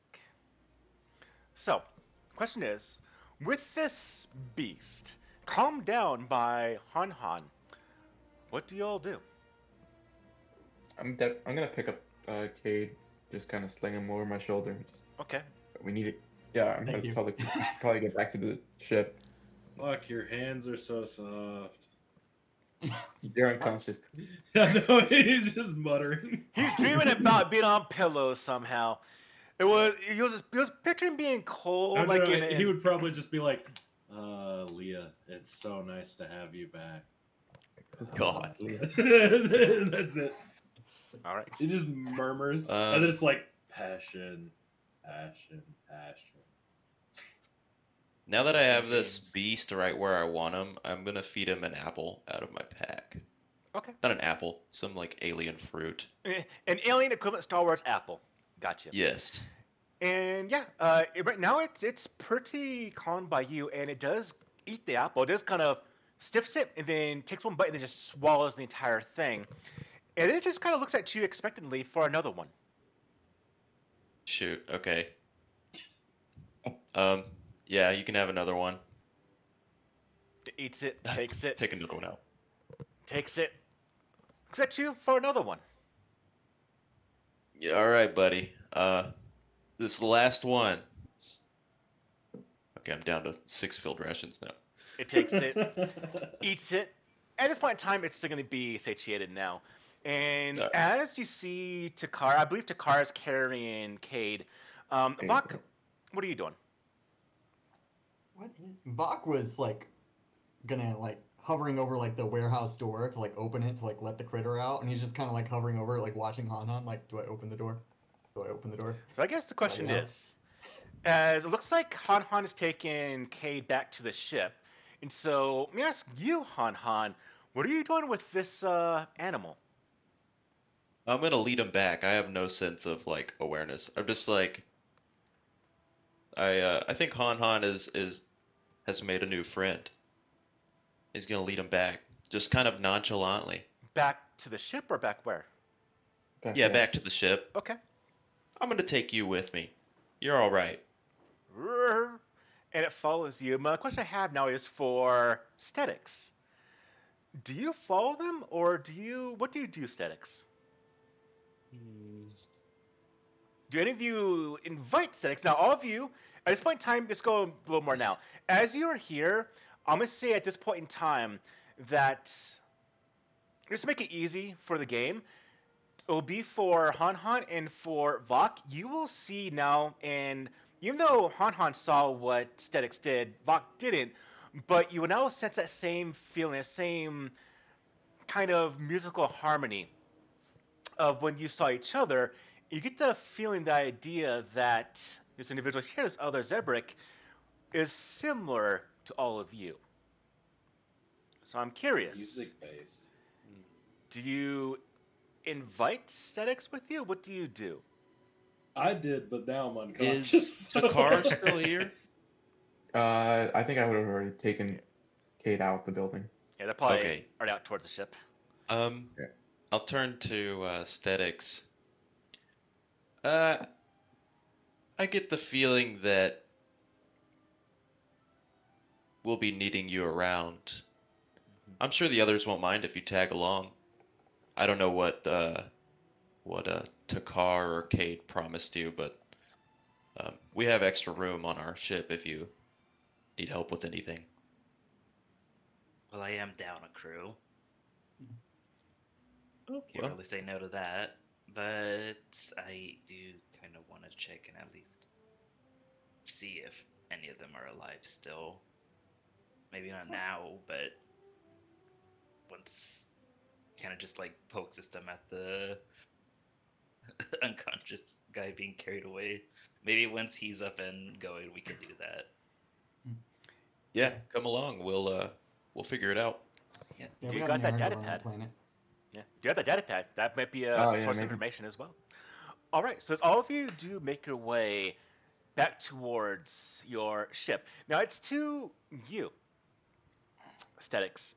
As you move forward, you see the Scepter class vessel. It's a light freighter. This one is a little bit banged up. Obviously, they did tell you that its hyperdrive is damaged. But as you board the ship, here it is. You throw you on the sheet now. Let me throw the Artrox in here. It'll be in the cargo hold. And then let's go ahead and find your character. Where are you at? There you I have go. a question for Takar. Would you go through any of Cade's stuff? I don't think so. Okay. I mean, Okay. at the same time, I don't know where I would put you since the infirmary bed is filled right now. I'll just throw me in the master bedroom. I don't care. Throw me wherever. Put me on the floor. I don't care. Put me in the pilot seat. I don't care. Yeah, I'll Put him put in you the in a pilot bunker. bedroom. In this bedroom. Okay. I don't know if we established whose room is whose. Hanan has a hammock in the like main hangout lounge. Yeah. So that's his room. Nice Cade, ship for the you got most part, here. sleeps in the pilot's seat. Wood He just shavings hits on the floor. recline. I thought you claimed the captain's quarters. I was going to, but I don't care. Like, if there's a bed, he'll go to a bed. If not, he'll just take naps in the Oh, yes. pilot's chair. Well, we'll have to determine who's the captain of the ship later on. I thought the pilot was the captain, but I guess not. Not- Somebody else not could be the necessarily. captain. I don't care. I don't care. Necessarily, but anyways, you get thrown onto a bed, and you'll come to consciousness.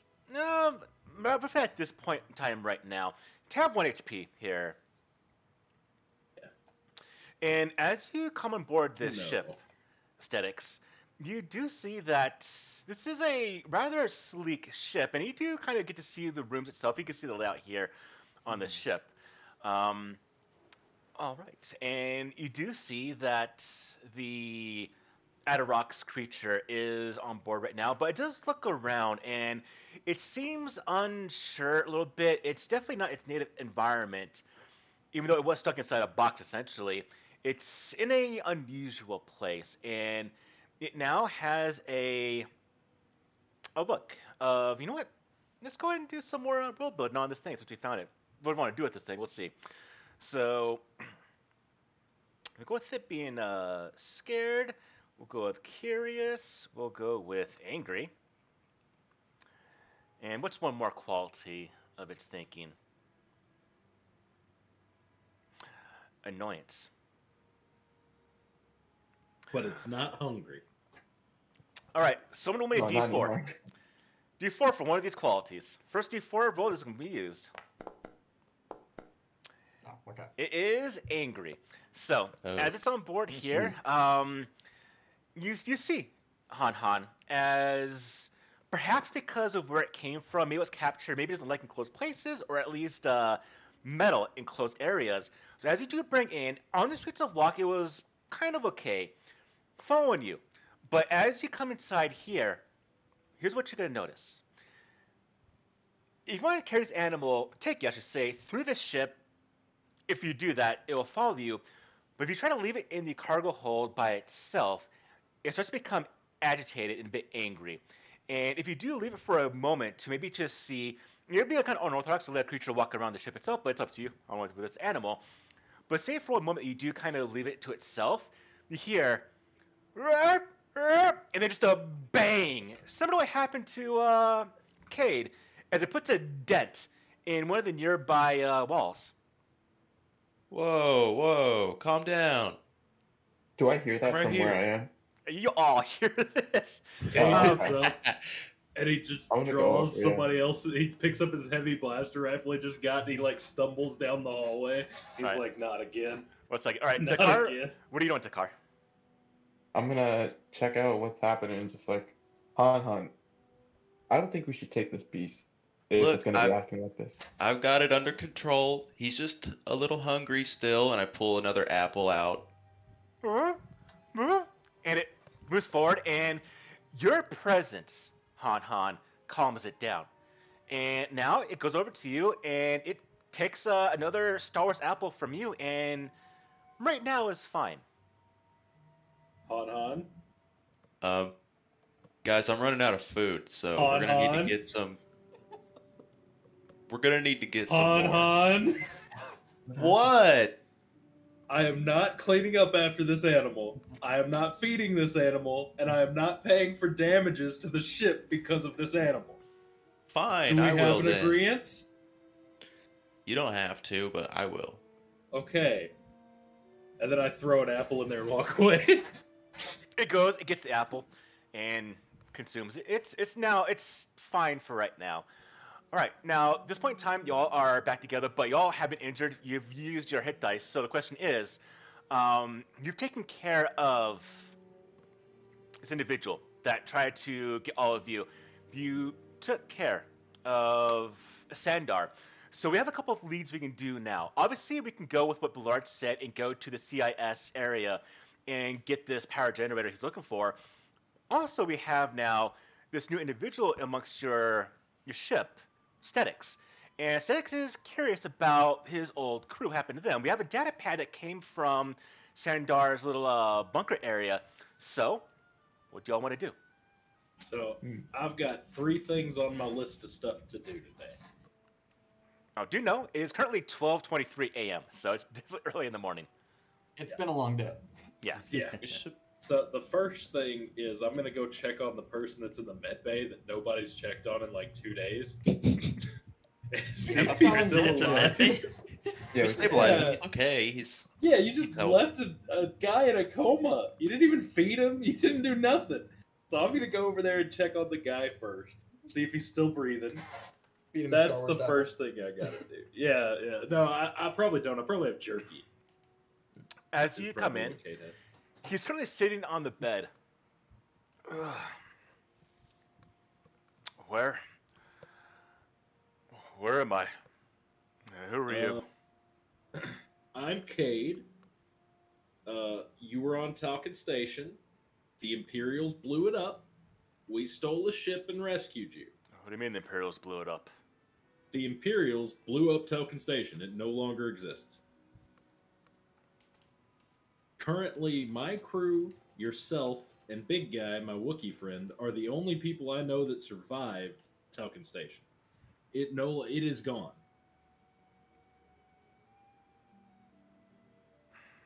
Where are we right now? Are we?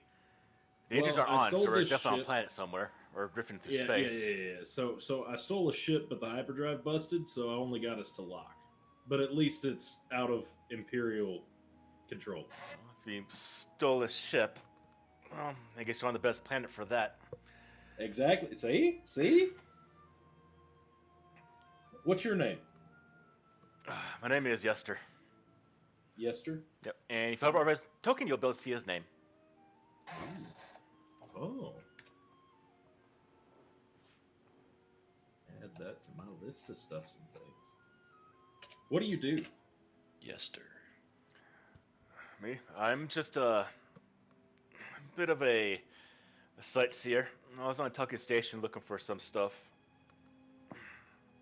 Do anything unsavory or illegal? No, but the thing I was trying to find is unsavory, potentially illegal. Who are you? I'm Cade. I'm the pilot of this ship, which I forget what it's called, but you know, whatever the original name was, it was like the what Iron was the Wave. ship called? Iron Wave, yeah. And yeah, me and the crew, we kind of dealt with somebody that tried to disable our life support systems. You know, it's just what it is. You know, pirates being pirates. You know anything about running a ship? Not necessarily. I'm always been on one, but not actually run one. Cade, am I free to go or am I being held? Oh, I mean, you can leave if you want. I mean, I wouldn't suggest it. There were thermal detonators and gunfights going on outside. What? Yeah, it's this place is lawless. Like it's worse than Talcon Station is. You said I mean- where on the planet are we? We're at the stronghold. And thermal detonators, so there's a war going on then. Not anymore. I guess Nim's. Did Nim lose, or is the stronghold being held by Nim? No. Nim took it back or took out something. I don't know. It must I be I just heard explosions. must be a massive site of battlefields outside then, huh? No, not anymore. They've got it cleaned up. You were out for like 3 weeks. We're gonna start to believe this. His guy's gonna be just like rattled. 3 weeks. No, How bad was I Matthew. injured? No. You were fine. I'm pulling your leg. I want to sound cool in front of everybody else, you know, and I'm not, man. I got shot today, and then one of my crew Well, members. of course, you're on picked a up lawless beast planet. What do you that- expect? Yeah, but I mean, I've never been shot. And then this like crazy beast. Hey, don't go to the freight loading area. There's a beast that hates people and will just bash your legs. Oh, just shoot it then. No. Shooting it might. So I pull up my data pad and I start typing some stuff in, and I go, so there's a guy in here that's got like 4 arms, and I think he's a religious zealot. All right, and this is his pet now. So if you shoot it, Yes, he might like rip you apart. He's like crazy. He can like punch 1,000 times. it's a Like he can catch both of your arms and then beat you to death. interesting crew you got here. Yeah, I look. We're all survivors. Well, thank you for rescuing me. If not too much trouble, are you staying here in Lock or are you heading out? Well, our hyperdrive is currently Once busted. the hyperdrive so is repaired. I figure we will probably do a little task for somebody to get enough credits to fix up the ship, do a little bit of exploring, and then we'll probably be leaving. Not sure where we're gonna go yet. We're looking to find somebody. If you have any contacts or know anybody that can change the name and the codes for a ship, that would be great. Don't know about that. But the best place for that would probably be, I imagine potentially here, or even Rockshore. Where I'd like to go if you would want to take me, if bartering passes Yeah, I mean, whatnot. Going to If you want Narshada. to go, that's fine. Oh, see now, I can't go there anymore. I got in trouble. In Arshada. Yeah, Did you piss off the huts? no, I didn't piss off the huts. I can't go there, okay? I'm gonna ask. All right. Well, I might get a passage here then. Thank you, Kate, for saving my life. He gets I off the didn't bed. do it. Takar did it. Takar is the Zabrak.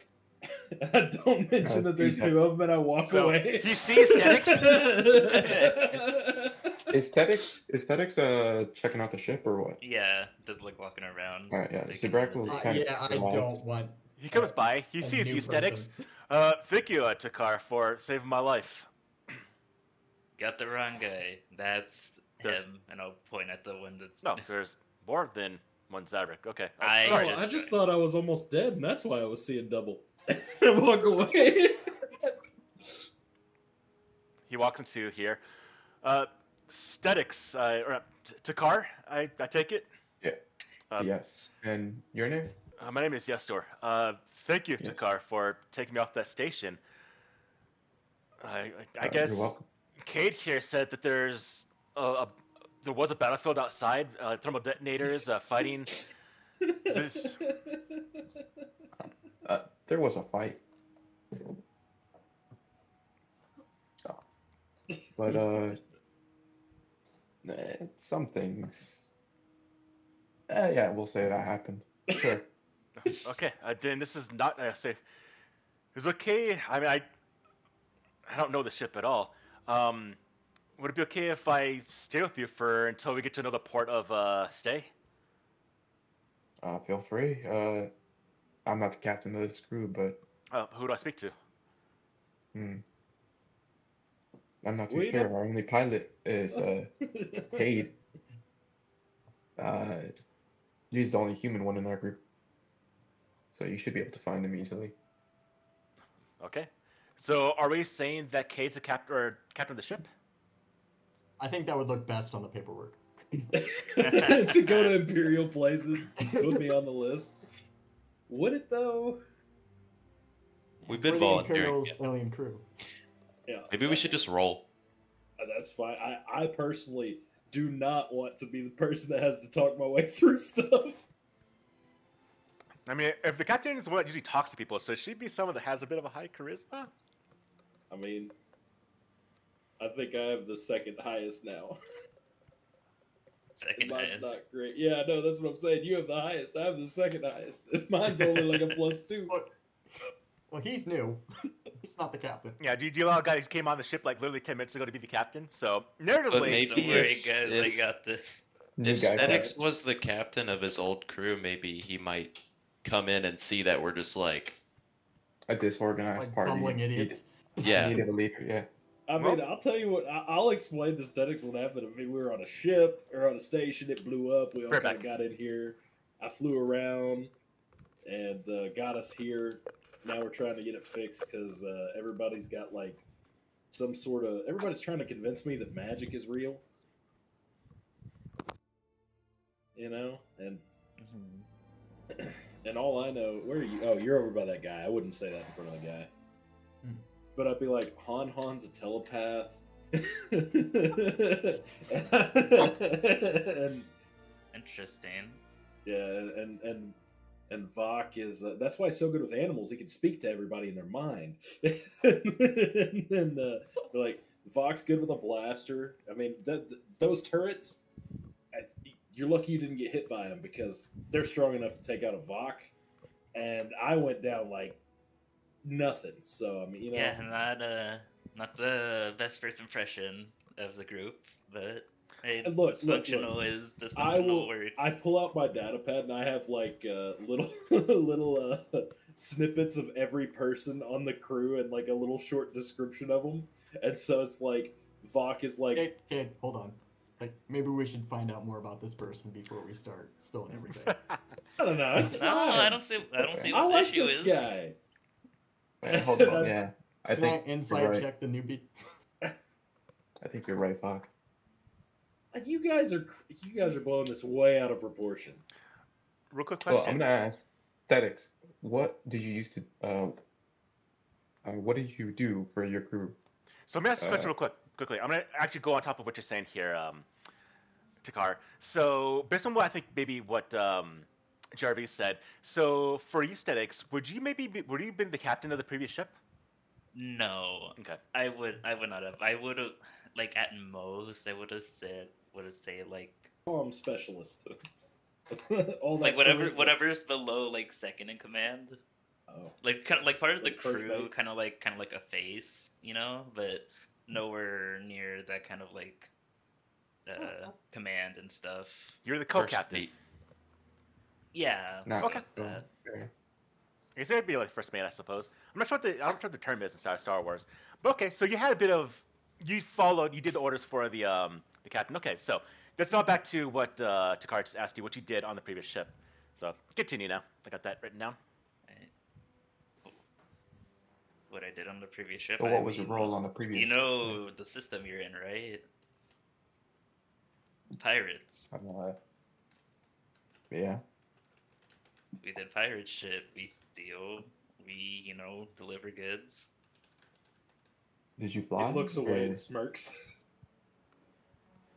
What was that? Yeah, we have Are another. you were you the pilot of your ship? I was not the pilot, but I do have a bit of, piloting skill on me. I could come in use if you ever want to join us. I mean, for the time being, it looks like I'll have to until we find out what happened to my crew. But hey, not gonna say no to being around people like you. Yeah. Oh, we could check that data pad. Who has it?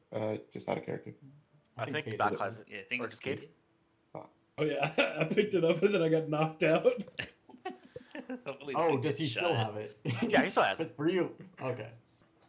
If he dropped it, you would have picked it up.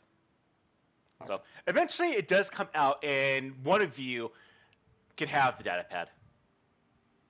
Already got one. Somebody else can have this one. Oh yeah, because I might actually have it. Because I was planning to hand it off to Kate. Yeah, but then I got knocked out by a animal. Because I was gonna be like, I tried 1, 2, 3, 4 and password, and neither of those worked. Okay.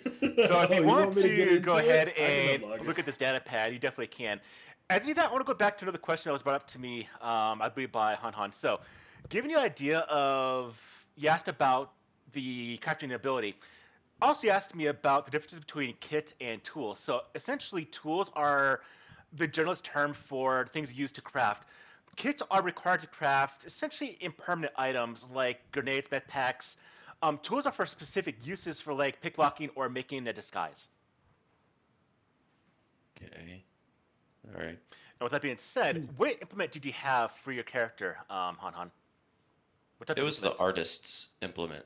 So arts implements are actually a category, a subcategory of various ones, and they are between. I'll go ahead and put it in chat right now. You can take a look at it. Okay. And they all do different things here. Yeah, because there's we like go. artisans, No, artists. okay, Let's see here. that's a bad list. Give me a second. Here, I'm gonna take a screenshot real quick. Oh, I'll pull out the heavy blaster rifle and hand it to Vok. Hey, you want this? There you go. He- Look at he that, looks at Han it. Han. Tell me 21 I'd be part of. He looks at it and he's like, no, this kick is gonna throw off my aim. And he hands Oh it back wow. Can't use it. to you. It requires a strength of 13 to. So to story fire wise, disadvantage. Can't even carry it. story wise, I don't know if I could go with the artificer's implements yet. That is the one I lean towards. Do you want me to pick a different one? Pick a different one. We can go to that one a little bit later. Okay. Maybe Tinkers? Yeah, I think Tinker's looks. Making small and versatile trinkets. That's what you were doing, right? That can fold into the artificers. Yeah, I'll do that. Yeah. It's perfect. Okay, fantastic. All right. I think you're the only person that can use it. So, but you can't use it, can you? Use what? The heavy blaster rifle. Theoretically, I can use it because I'm proficient with it, but Yeah, I'm it not. would proficient make with me fire everything with disadvantage. Oh, the because I strength don't for have it. The strength acquired. Yeah. Yeah. Can we just like cut off the buttstock? Would that help? Make it a I think that little would make it worse. Oh, no. Okay. Other things that we need to do. I say we send a communication to the whatever the person's name was that told us we could take out Sandar. Oscar? Yeah. Uska. And Or then Uska. Uska, yeah. But first, I say we get this data pad open and we see who he's working for. And we'll pass that information along too. Then I say we take a nice, good rest. And then we Yeah. go and we get our hyperdrive fixed. I think it's a good idea to set a watch for tonight, though. Because Okay. Sandar's friends definitely heard about that. Okay. Well, I mean, we got Big Guy. Big Guy can take care of it. Big guy's not staying up all night. Big Guy probably would stay up all night. I'll help him stay up all night. Yeah. Okay. Where is Big Guy? Is he still at the cantina? Yeah, I gave him like 100 credits for drinks, so yeah. he was just drinking the entire damn time. Whenever Big Guy gets back, he'll help you take watch. Or he'll probably fall asleep right at your feet. All right. I say this is a perfect opportunity to do another interlude, as all of you are kind of resting and getting ready to bunk down for the night and recuperate.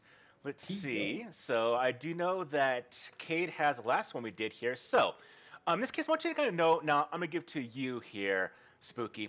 So an interlude is the process of getting a bit of background to your character, made canonicized to your character, and a bit of improv. Also, you can think about. I do know Cade that kind of prepared his ahead of time. So let me ask the first question: does anyone here have one prepared they want to say? Okay. So with that being said, I'll have you join yours next week in the role here, Spooky. For right now, I want to have everyone except for Kay to give me a D20 roll. Oh. Ooh, It's a nice. roll off, unless someone gets higher. We both have to do it. All right, both of you re-roll. Whoever gets higher Oh. Okay. between Matthew and Gabby. And 17 looks again. like you like that. By Woo! one. All right. Okay. I believe it's gonna be a Han. So, as all of you are around maybe the tables here, or next to each other, essentially when you're eating your rations, there's a bit of downtime, a bit of reflecting, thinking about what to do tomorrow about the data pad. All of you are essentially together right now. And it's going to be, as you're kind of going to talk, bullshitting a little bit, talking with aesthetics and in general, Han, you're able to eventually leave the animal behind. In fact, we're going to go right into that. That's going to be the story today. Han, I want you to give a group a tale of what, we'll say of the first, you like mounts. Let me go to the question. You've been asking about the mounts. You like mounts, Han? Yeah, mounts are cool. Okay. Tell me about your very first mount and how you acquired it or how it was given to you. Okay. So I have not done improv before, so we'll see Good time to learn. how this You goes. can do it. Yeah. Okay, mounts. Who'd you get it from? What was it to you? Well, the first part. How'd you get the mount? Was it given to you? Did you earn it? Did you find it? Did you buy one? Okay, so in my village, when I was younger, before I went kind of down a less desirable route, they used to have this petting zoo set up, and there were a lot of farmlands and things for growing crops and different just basically crops and that sort of thing. But there was also this petting zoo, and all the little Ardenians would gather, and it would be a big thing to go. Their parents would take them to it, but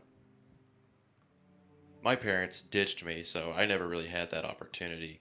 But the owner of the petting zoo was an older Ardennian, and he would let me come after the petting zoo closed down every now and then, and let me hang out with the creatures.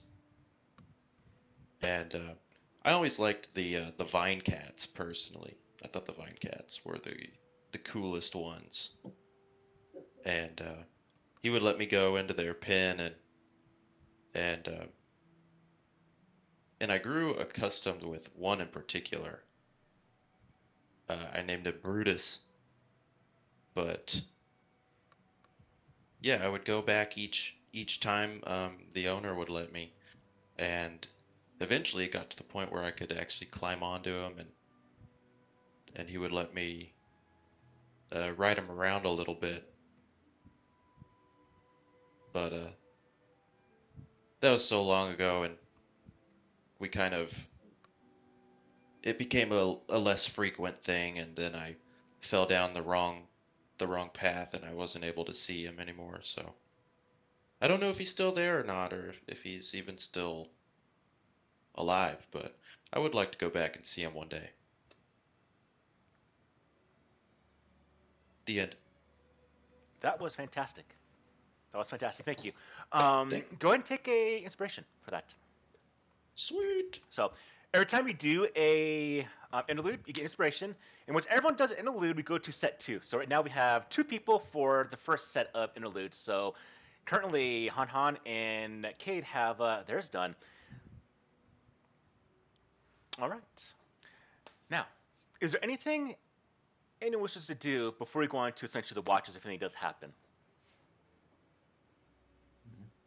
Cade's just gonna type in his data pad and add yesterday. Basically, he's gonna type all of his stuff. Okay. If you want to actually inspect this data pad, let me go back to that right now. So, if you want to inspect this data pad, a very quick observation actually said by Vok here, it is locked.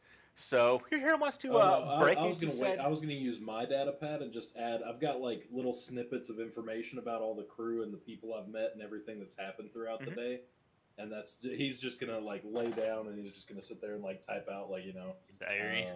yeah, but basically, but it's more like he has like a dossier on everybody that he's met, and then like rumors lists and stuff like that. So he's adding Yester, and he's adding, he's writing down that Sander has been dealt with, that kind of thing, and just going through the day and everything that happened.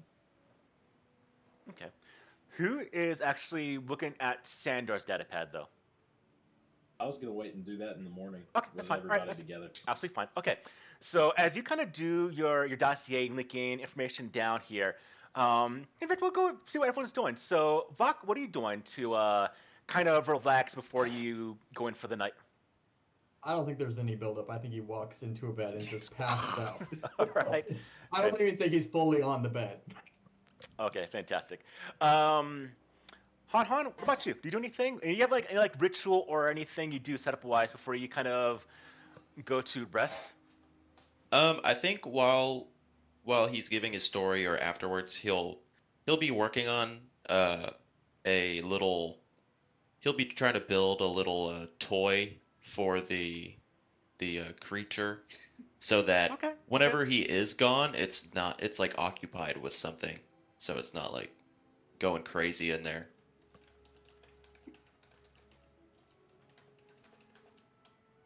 Gotcha. All right.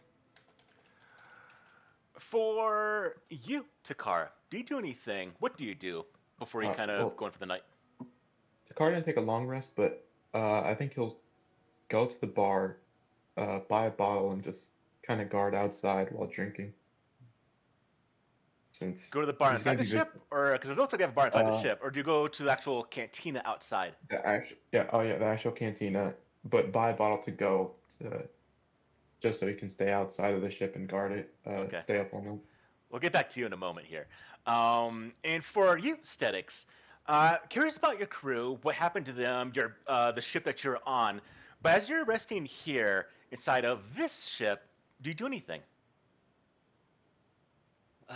Well, if I'm going to be joining it, I think kind of just like going around giving the ship a once over just like seeing if, aside from like the hyperdrive I keep hearing about, like is there anything that's like malfunctioning or anything that's that looks like it needs to get fixed up for a drive out into space that might cause issues. Our rear bumper has been removed. Everything Yes, is gotta love the space collisions. No, There's a that helpful was AI. there's an AI, but no. So some dark Jedi pulled the back bumper off of our ship as we tried to flee. There's a big scratch across the side of the ship that was done when Cade decided he was going to fly the ship and had never flown before, so it was straight out of Galaxy Quest, just scraping the God. side as he left. Yeah. love that movie. But as you take a look around this ship here, in fact, I need to look at. We'll do the ship stuff a little bit later, potentially today. But as you do look around, there is an AI inside the ship itself, but it's a relatively nice ship. It's an unusual design that does come from the Kuat Drive yards. It's a Spectre class ship itself. Can be used for actual private security type of individuals or organizations around the galaxy. But that's what I'm looking for. It's a ship that can have a bit of peculiar qualities upon them, which is why they're not so popular. They have a bit of finagling left to actually get the ship running fully smooth, and that's the primary reason why this isn't a very popular ship within the galaxy. But it's a very beautiful ship from an aesthetic standpoint. Besides the large scrape that was done by Cade here, but you do register that the AI, which is essentially kind of like a droid brain inside the ship, is going to be kind of watching all of you a bit. And we'll go into more detail when we do the full rebuild of the ship, I should say. Okay, and after you check out the ship, the only thing you see is really non-functional is going to be the hyperdrive was damaged and Okay. pretty much blown out. Okay. And you're a pirate, right? You were a pirate? Am and still am. Okay, then you would probably find our hidden compartment for smuggling things. We do have that on our ship. You would know where to That's look good. for it. Well, I mean, I say that. Would you go into the kennel? The kennel. Yeah, where the dog is, because that's where it would be. I'd at least like peek inside to see, like not go in, just like check to see what the Because that is what we fate of chose, the right? That dog we had is. like extra smuggling space or something like that. Yeah, I don't Hidden, know if it would. hidden I don't know compartment where it space. would be, but that makes sense. I would assume it's like under the floor, like how in The Millennium Falcon, like underneath the yeah, floor plans. Yeah. or like inside the walls or things like that. All right, I want to give a quick That's thing fair. real quickly to Spooky. So, Spooky, I know you read my thing and what I do look for in my games. A pirate is fine in the game itself, but again, my games are going to be good in line, so do keep in Yeah. mind, though, you have to just play that line correctly. Yeah. Not going full murder hobo evil. Pirate's fine in this campaign itself, but just keep that in mind the way the players Yeah, don't play. worry. I don't plan on murder hobo. Fantastic. Okay. All right. After you kind of get situated, where do you kind of end up at? Do you just go to a bunk, or where do you go? Your bedroom is open. That is true. That is true. I think I No. want to kind of just like end up in the like gunner station. Just kind of Just like chilling chilling on on the the nice big chair, like feet kicked up on the thing. Okay. I'll be seeing you later on. Okay, so as you go ahead and do that, let's now go back to Takar that's going to the cantina. So Takar, you go back there to go ahead and grab yourself a bit of a bottle, whatnot, of drink. Let's see how well our Wookiee friend is doing because he was given a lot of credit to go ahead and just get drunk for the most part, as a Wookiee would. And I'm picturing a Wookiee that does love to drink. He's a bit of a berserker individual. So roll me a d20. Before you do roll this, though, Takar, on a 15 or more, this will be an interesting situation. Give me that d20 roll there, Okay. Jarvie. Yep. Okay. So as you come in, you do see the Wookiee is at one of the he's actually at the bar itself, and he's got a line of drinks. He's just drank through already. And he's just enjoying himself. He does see you. And even though I think no one here speaks That is language. correct. No one speaks Wookiee. No, the Wookiee does understand us. We just can't Yes, speak you see, I Wookiee. can't understand you Yes. though. Yeah. So I'm gonna tell the Wookiee, how's it going? Alright. Sounds like everything's going well. Alright, well. Do you want to come back to the ship? I'll buy a bottle. We can go have watch. Alright, well, I can't really understand, but I'll buy a bottle, and if you follow me, I guess I'll take that as a yes. Okay, he will follow you back towards the ship itself. Now, am I going to assume you're going to do first watch? Yeah. Okay. He just picked up a random Wookiee. It wasn't even big guy. It's just another one. No, it was I big. would Guy. assume That that would we be could know hilarious. which Wookiee is. How many Wookiees are on this planet? There might Safe to be probably maybe one or two. Definitely him kind of stands out right now. So let's see. Is he on this map? He's on. Let me put him back on this map here. Come here, Wookiee friend. All right, there he is. There's a Wookiee berserker.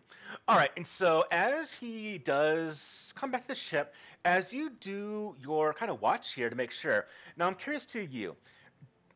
If he does the watch, does he does the watch with you, or does he kind of does one? Let me ask this: do any of you want to have the watch be done with the Wookiee, or what do you think? I'll go hang out with the Wookiee. Okay. All right. So Han, when you do your watch, how do you do your watch? Do you kind of sit inside the ship, close the doors, just kind of watch from the viewports, or do you actually stay outside the ship for anyone that might come across, or do you sit on top of the ship? What do you do? You talking to Takar? No. Yeah. Sorry, Takar. Oh, I heard haha, yeah. Yeah. Okay. Sorry. I meant Takar. I think I'll be likely to get the best vision. Just yeah, whatever gives the best vision, whether it's outside or inside by a window. Probably be just because I imagine it was told to you by Vok that the droid went on top of the ship. You probably the best position on top of the ship itself and just watch On top. all around. Oh yeah, yeah. Because you'll be Probably able on to top see of the ship. anything come from outside. You won't be able to see underneath the ship itself, so it's not like a great. You'd miss that. Be able to see anything from a very good vantage point on top of the ship itself, like on the middle of it. Yeah, I'll grab 2 cups from the inside bar and tell the Wookiee friend to like get on top of the ship. Okay. He'll climb to the top. He'll watch around. As you do, go ahead and give me a perception roll, please. At advantage because of the Wookiee.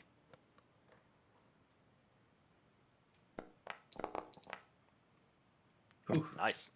You're a bit preoccupied for a little bit. You keep a watch for the most part. But ultimately, you don't really see anything. Nothing does come either because you missed it or nothing was there. It's very, very quiet. Even every now and then you see a droid walk by near the doors of this hangar bay, but besides that, nothing happens. Who's doing second watch? I'll do it. Takar, how do you wake up Cade? I'll go to. Is he in the bunker or is he in the master? No, I'm in the pilot seat. Oh, okay. He's I see, like data pad. He's like laying on top of his data pad on top of the controls. I see Cade there. I'm like, I'll tap him on the shoulder maybe to wake him up, see if he wakes up. Yeah, he probably goes. What time is it? It's doing. We'll go this. We'll go 1 hour each. Yeah. It's 1:54. Or yeah, whatever. Okay. it is. All right, I'll. You want to take next watch? Yeah, sure, I got it. Did big guy come back? Yeah, big guy's here. Yep, he's on top of the ship right now, chilling out. Yeah. So I get up and I pull out the heavy blaster rifle and I walk up to big guy. I'm like, "Here's a present, buddy." You give it to him. Yeah, nobody else can use it. He looks at it, and you see that he just kind of shrugs, and he does speak a bit more of the Wookiees' language, but then, because you don't understand him, he takes a vibroglaive and a blaster rifle and shakes the vibroglaive, puts it back, and just puts the vibroblaster, or he puts the blaster rifle on the deck of the ship. No, see, here's the thing: you can run at them and shoot them at the same time. He shakes his head. Okay, fine. I pick it up and put it in my backpack, and I'm like, I go over to the bar and take the other 2 cups that we have because I'm assuming we only have like 4 or 5. It's Y'all- like, it's like an Y'all apartment. drinking on the job, all right? Yeah, I'm gonna go up to the. I'd go up to the AI and be like, just scan for anything coming in around, and then I'm gonna go step out of the little like side thing over here under the ship and just hang out with Big Guy, and we're just gonna have some drinks and I'm gonna talk, and then I'm gonna try to learn his yes and no Okay. because that's about all I can get, you know. Give me a perception roll. You're trying to do 2 things. Give me a perception roll at disadvantage. Ooh, yes, beautiful. 2 1s coming right up. There we go. Dude. A1. So you pay all the attention to the Wookiee Berserker Oh yeah. and nothing in the surrounding area. And so after about an hour, you realize, try to understand the Wookiee, and you get no progress at all on his yes or no's. This way, the talk and inclination, you get no progress right now. Multiple attempts will give to you. But yeah, nothing happens. You just kind of focused on the Wookiee as you see him trying to he gets a little bit frustrated eventually, and it's just like, he pushes you away for a moment. All right. I hand him my glass because I didn't drink any. I just poured it. And he'll just down it. Yeah. And then I'll go up to the AI and be like, "Did anything come up?" No. Okay. All right. Is there a third watch? Do I have to wake somebody up? Yep. For a second, I need to take a quick bio break. I'm going to take a lot of water, so give me one moment. Think about who is the next watch and how you wake them up. Vok is probably ready to go. Vok passed out early. Yeah. So I don't understand how these watches don't interrupt the long rest. No, your No, watches 'cause you don't only- interrupt. you only- Usually, watches don't interrupt a long rest. Only like combat will, or doing something that's like crafting. I know you can't craft during a long rest. Yeah. Technically, you only need 6 hours to get out of sleep for that rest, and a watch is typically 2 hours. I will- didn't take any damage, Yeah, and I neither have did my short rest still, so I could probably. Neither did I. I thought I was just taking the whole watch. So I was like, I let Big Guy have the master bedroom then if no one else is claiming it. Sounds good. I'll take it. Yeah, in my games, I'm taking the aesthetic from my fantasy games, but I mean, this is says fantasy anyways. Typically, in an 8-hour watch, everyone will do depending on how they want to do the watch. In this case, everyone here does a watch. Everyone will have their own case. As you do your watch, it's kind of a nervous scene that does happen. Potentially, if there's an ambush or attack, will happen on someone's watch. But it's kind of a little bit of a narrative emphasis on actually being out there and just kind of skip over it. And we'll go into later on review-wise for the game if you want to skip that or go with it itself. But it's a way to kind of just get a little RP sense of how everyone kind of does their thing, kind of like they live their life a bit. But you don't actually interrupt your sleeping. You can do a bit of activity for about an hour. If you decide to leave the ship and go somewhere and start blasting for an hour, then yeah, you'll lose the long rest. But this kind of little bit detail of RPing for the watching doesn't interrupt long rest at all. Gotcha. I will go and wake Vok up. I'll go over and he's like half on the bed. So I'll just Yeah. go over and I'll pick his gun up off of his back and move it away from him. No. And wakes then I'll up. just shake him awake. Yeah. I was like, it's your turn. Vok, Alright. how do you do your watch? Alright, I'm gonna start walking out, and I see the new guy with his dusty boots on my formerly pristine gunner station. Yes. you do. Yeah. How's that conversation go? Alright. He Fuck, he take your skips breath. his watch. And then he's gonna kick the chair, just to spin him a bit. You, I guess, wake up at that point there, Aesthetics. Yes, my watch or what? Yeah, it's our turn. Let's go. And keep your Our boots turn. off my station. Nah, it's fine. It's just a bit of dust. Boots off my station. The only thing Vok cares about is his guns. Ugh. Alright, I'll get up and Alright. You take down below. I'm gonna climb up and keep Overwatch. yeah, if anything happens, just yell bloody murder. Sounds good. Bach is gonna climb up the ship, go check to make sure there's no droids in the exact same spot, and then just kind of Tearing up our patrol life the support. ship, the top of the ship. Nothing there. All right, so it looks like Statics as well as Vok are going to be on the same watch.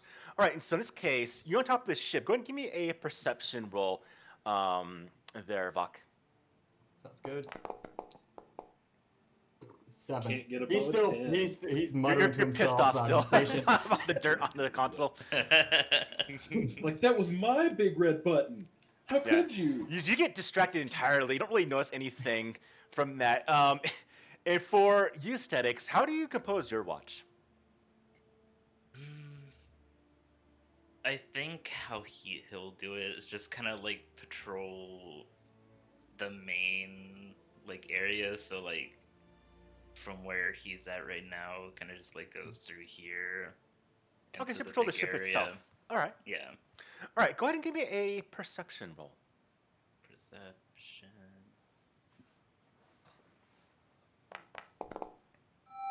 Man, these you're rolls are hot crazy. tonight.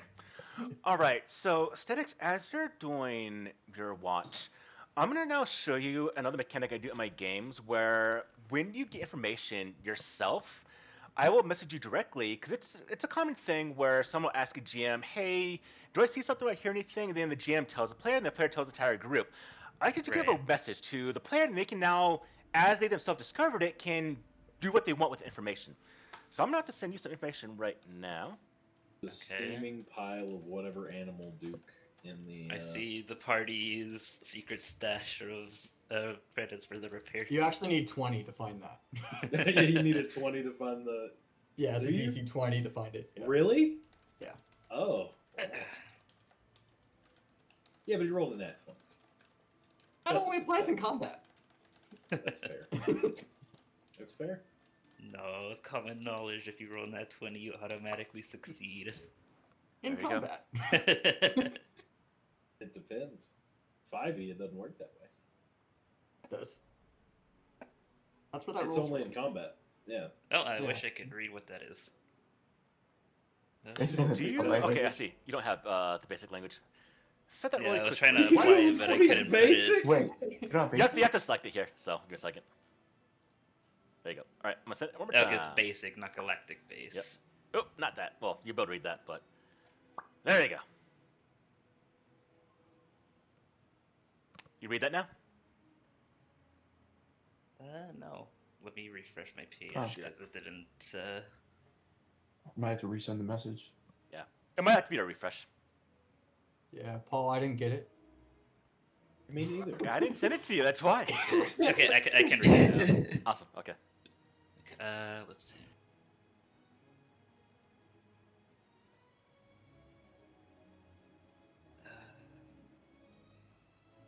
Is that where the dog is? No. Dog Okay. goes over here, and what you see is over there. Okay, but it is in like the same area. Fuck it. I'll just kind of just like step over and glance. I see that.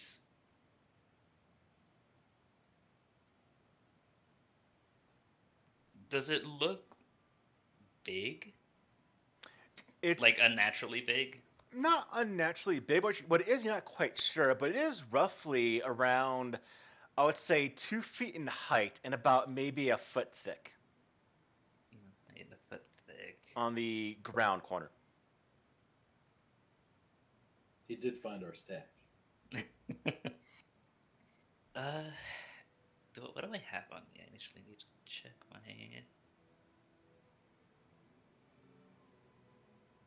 Nothing that's applicable. Okay. I guess I could try to like jostle it, like with force push pull. As If you jostle it with, if you use the force to push pull it, as you do, Vok and everyone else on the ship gets jolted awake as the ship the hydraulics of the ship itself literally kind of fluctuated very, very momentarily. They caused the ship to rock, and you all wake up. Okay. Buck's gonna run across the ship to where the jolt The came fuck was from. on top of the ship. Yeah, Did he? it's just like The hell was He's gonna that? run to the AI and be like, status report. think y'all got spiders. Gonna wake up and then look around. As y'all go to look around, Vok, you look around, you see nothing. The ship jolted for whatever reason, but there's nothing around from your perspective that would result in this jolting. Those are the inside the ship. If you do go to where Statics just mentioned about these, whatever it is, you can go to the cargo bay where you will see the Atarox, as well as in the bottom left corner of the cargo bay is what looks like a 2-foot tall, 1-foot width section of webbing. Now, I'm going to iterate more of this webbing now. This webbing itself is kind of bluish in color. And even top of that, everyone give me a perception check that's inside this bay. okay, I'm not there yet. No. I'll let everybody else do that. I'm gonna go and put my hands on it. I'm gonna investigate. You're just gonna go straight in.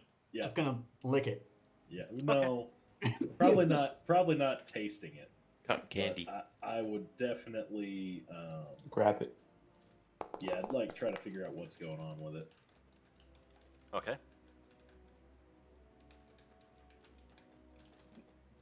Maybe I'll become Spider-Man. Yeah, you go do that then.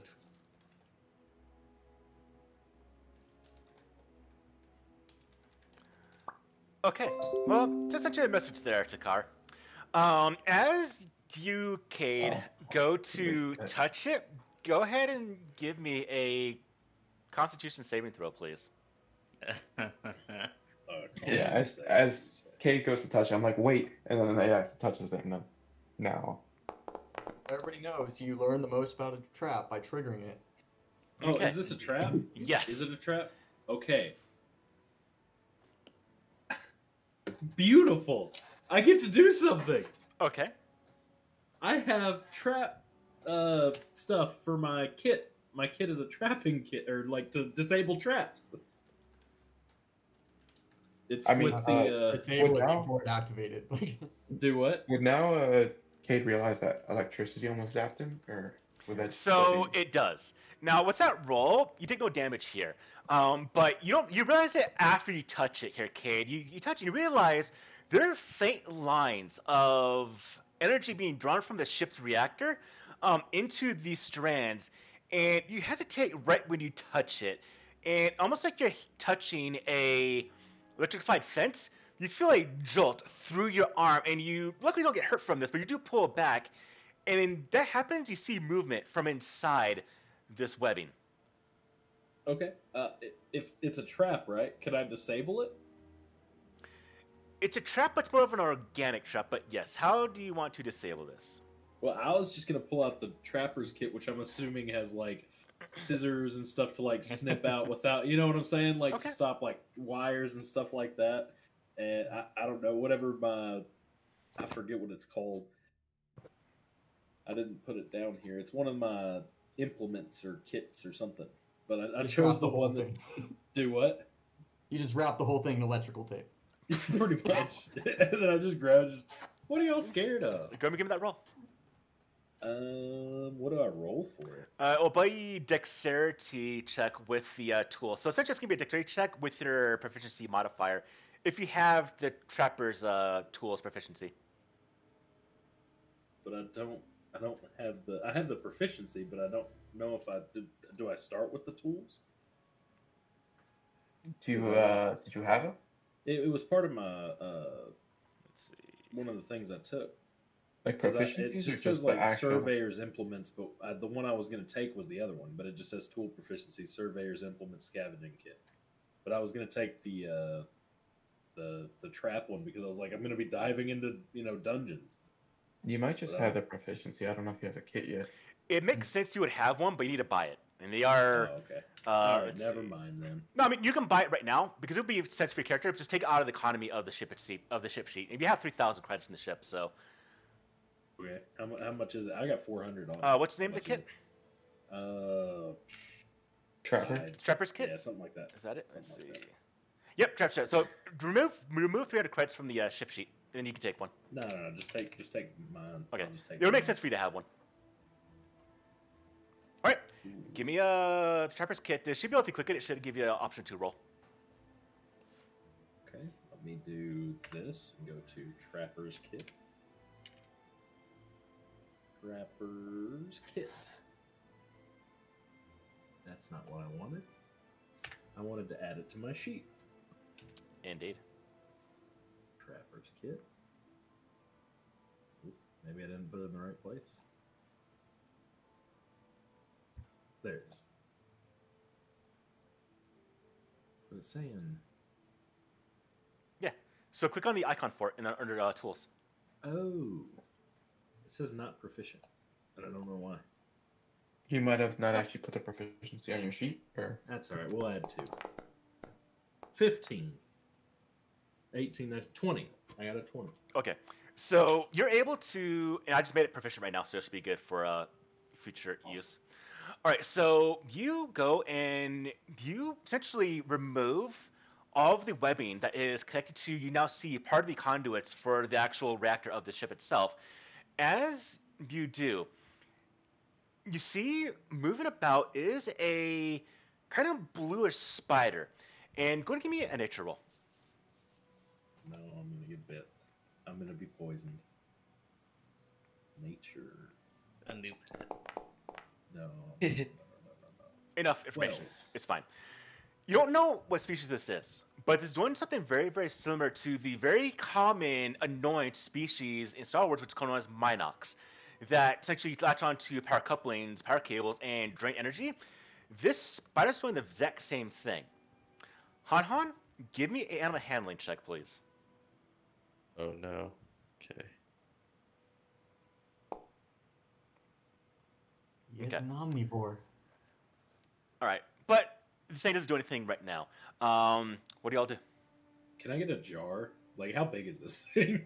This thing is body the size of this cup, so Okay. its I'll legs go is get, about like, it's about a foot in length with its legs.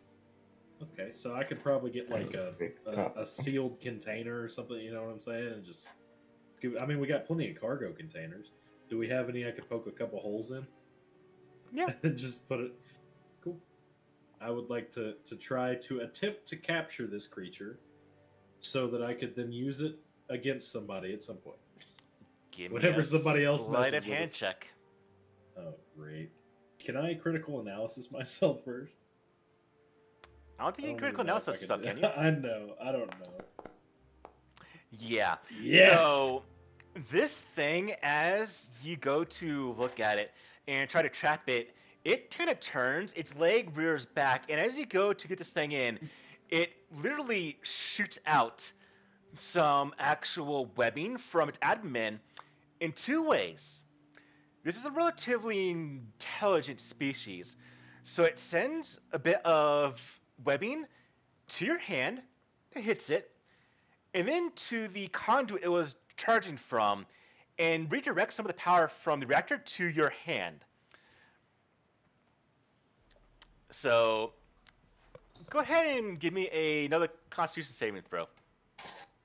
Woo, woo. as this goes on, I'm gonna just go ahead and smack it with a sword. Okay, this happens after No. you Yeah, get this happens shocked to after hell. Kate guy. Yep. Oof. Oh. All right.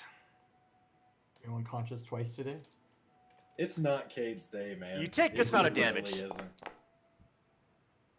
It's really not You Cade's take this day. amount of damage as you get shocked by the strand. Right when Takara's like, screw this, comes in, it just smashes the thing, it squishes it.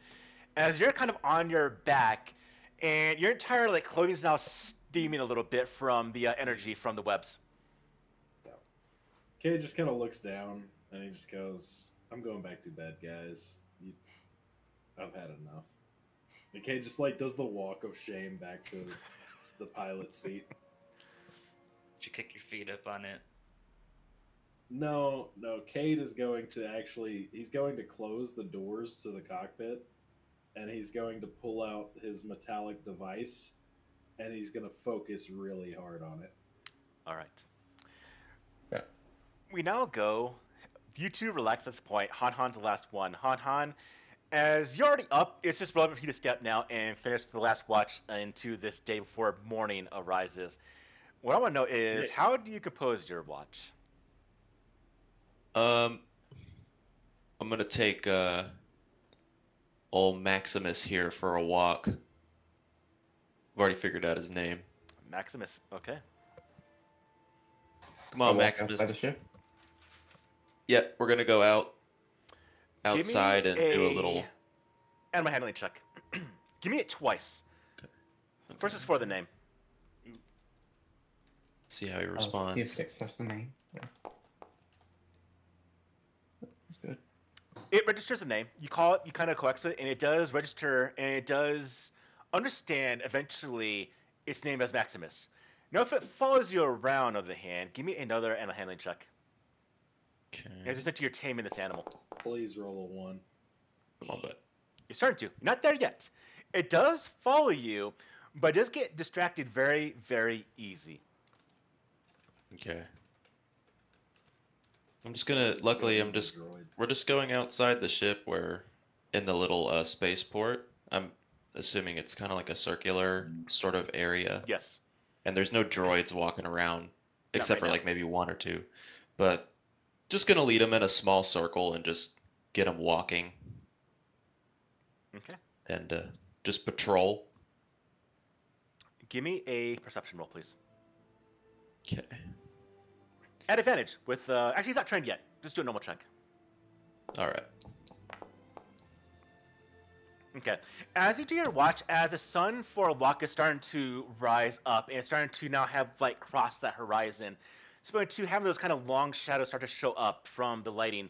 You see as a couple of ships do come in out of orbit. You can see every now and then above the upper atmosphere of Locke itself is Locke Station, that location that you actually initially got with the request to land here. You can see it kind of blinking off in the far distance up in the sky. But ultimately, nothing does come towards the ship during this night. So whatever happened to that individual who dealt with Sandar, either you took them all out or that's just going to be in a little bit of a waiting process. Ultimately, your watch is also fine as you're kind of splitting between training Maximus as well as just keeping watch to make sure nothing comes up to your ship because you already had a bit of potential danger now with this, with what happened to Sandar. And since you're the last watch, how do you wake everyone up in the morning? Do you kind of let the ship do it? Do you bang around frying pans? What do you do to get everyone to wake up? I'm just gonna go around individually and just poke people with my staff. Okay. Hey guys, it's morning. Wakey wakey. You poke Cade and he falls unconscious.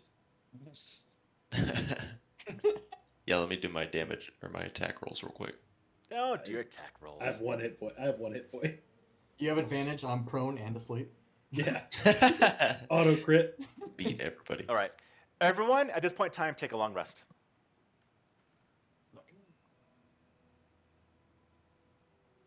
Yeah.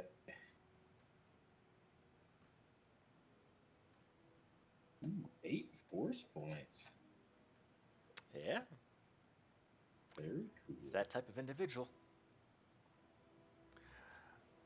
Okay. It is now the morning in your ship.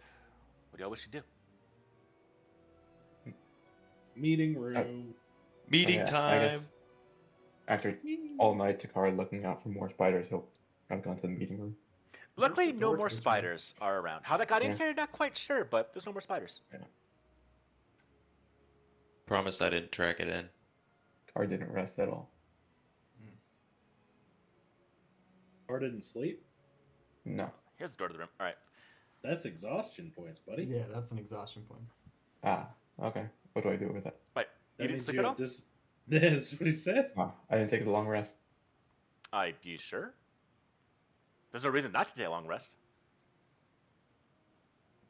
Do Alright, sure. If you don't want to, by all means, that's part of your character. But if you don't take a long rest, you will get exhaustion. So I don't know how exhaustion works. It's I need to- bad. You get like disadvantage on stuff, and it. so you stacks. have several stages of exhaustion. I believe at the fifth, sixth one or eighth one, you This is just dead. die. But it does Yeah. go from you start losing movement speed to having a disadvantage on checks. It's bad. That happens if you don't do a long rest, and so you would have 6 hours to rest a little bit. So there's no reason for you to not have a long rest in this situation right now. Alright. Alrighty, I pull out the data pad. Okay. Let's get into this thing. You do. First thing you notice, by the mission from Bach here, it's locked. It's locked out. All right. It's Can not I- 1, 2, 3, 4 or password. Okay. No. Did you try 4, 3, 2, 1? Can I roll a technology check to try to get into this thing? You can. Do you have a slicer's kit? I do not have a slicer. Does anyone here have a slicer's kit? No, No. I don't think I do. Okay. Just We the do have an way- AI. Is this like Slicer's an kits. iPhone? A slicer's kit would be the best way to get into things, but if you want to use technology roll, it'd be a higher DC. Go ahead and give me a technology roll. I mean, we like I said, we have an AI. It can just try all the answers. It could have been doing that all night. As long as it's not like an iPhone. Yeah, you know, if it's not like an iPhone, where an iPhone's like after 5 tries, it's like 15 minutes of nothing, you know. But I will attempt a technology roll. Yeah, and you get into Ooh. it relatively easy. Now, I will say this though. Eventually, you will come across things that will need a slicer's kit no matter what. So mundane, small things you can hack into using technology, but futuristic things, or I should say, higher security items, will need an actual slicer's kit to get into. All right. With that though, you do get into it, Cade, and this is essentially just a data pad of the money, the credits they've gotten from individuals, as well as it going to another individual that seems to be kind of leading on. Also, request of getting out of the prison here in Locke and it being paid for by another individual. And this is the name. You're also going to come across a name that, if you do mention this out loud, will register to Statics. But first, I'm going to go ahead and get you the name of who it's going to. You get this name off of the data pad of who he was communicating with, who was kind of supplying him.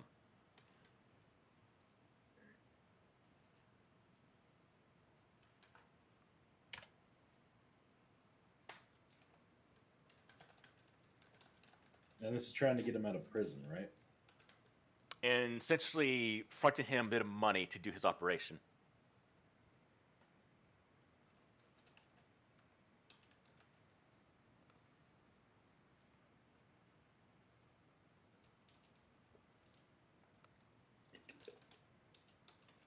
Iwa, is that Java?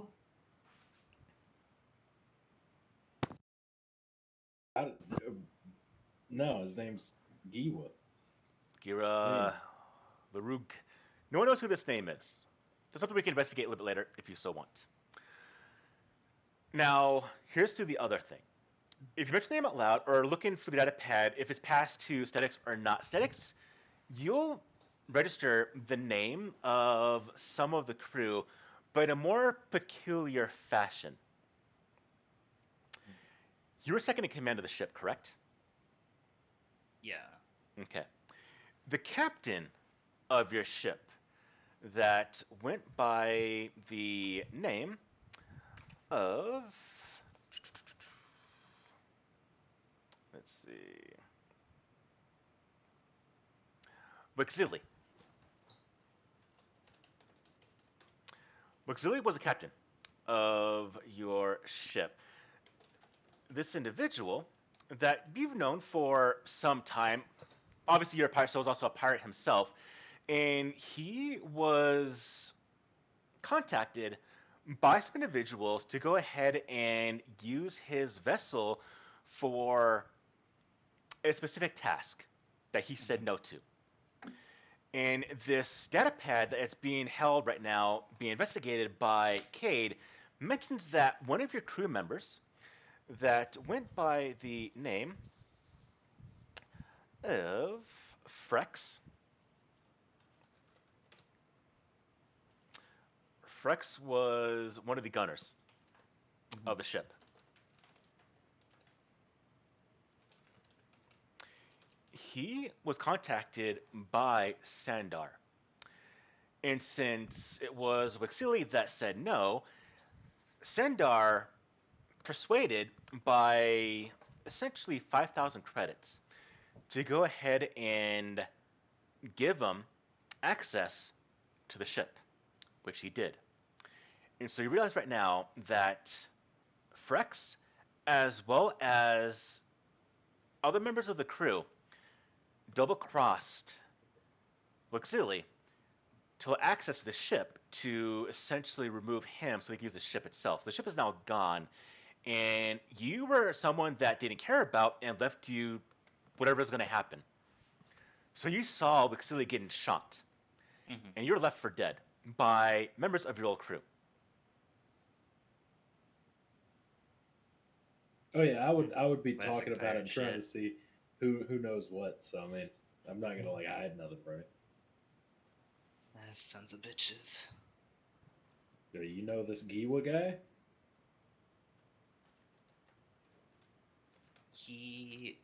I don't know if he was the one who contacted the captain, right? Oh, Sandar, wasn't it? Sandar, Sandar, one of you okay. you killed, contacted. Wixili said no. He was a captain. But Yeah. Frex, the gunner of the ship, got paid by Sandar to allow him to have access, and he's the one that actually allowed this to happen on your ship. Okay. He sold Not out essentially the all of you. guy, but I know Wixili and I know Frex. Okay.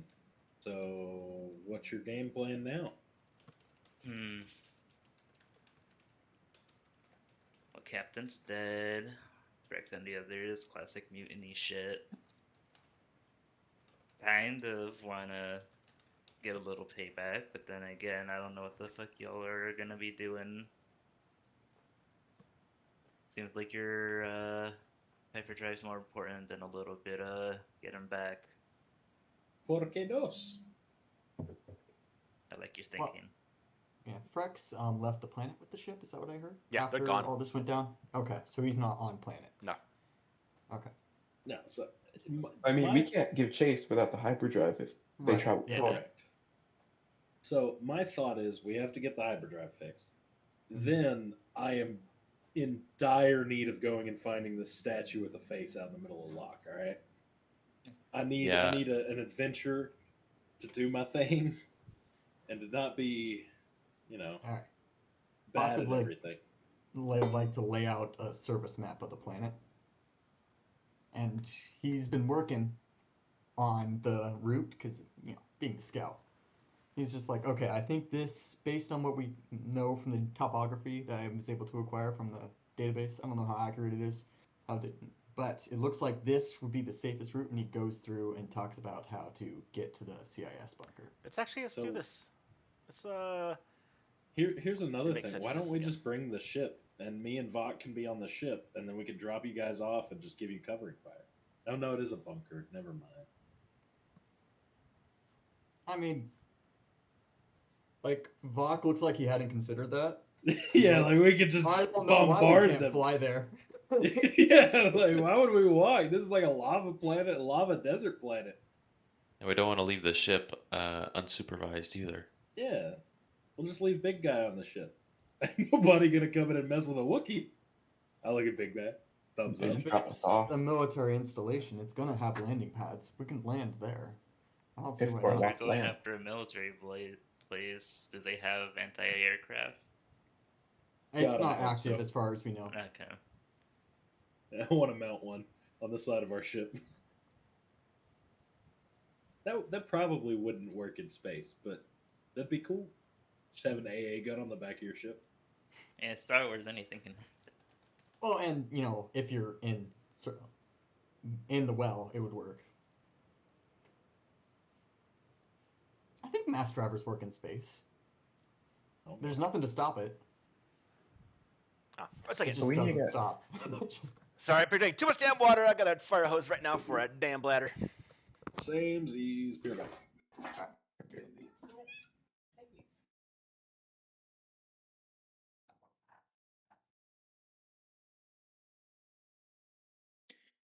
I am also curious about this random statue with a face.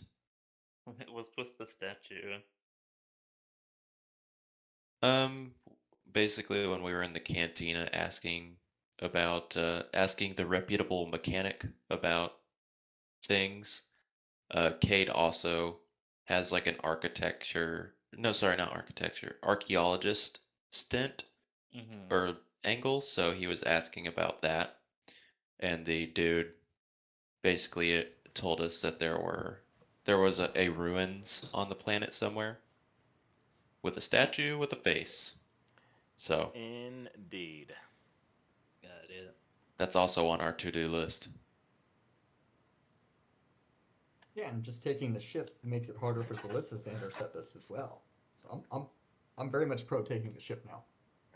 Yeah. Well, I wouldn't put anything past her. Yeah, look, Cade is an expert pilot. He can outfly that Mandalorian. Cade could do anything. So what's the plan? Cade drops us off in the bunker. That's what I'm thinking. Or Cade comes with us. We'll probably need Cade to open, like activate computers and do all the mechanical stuff of removing the power reactor. I don't know what you're talking about. Did he take out 20 men during that firefight, or was it 30? All right, I gotta It was come somewhere clean, between guys. 25. It was 20 guys, but there was like 8 droids. No, I gotta come clean. All right, here's what had happened. And I tell him what happened. I was like, I just want to sound cool. Everybody else is so cool. Vox got a good gun.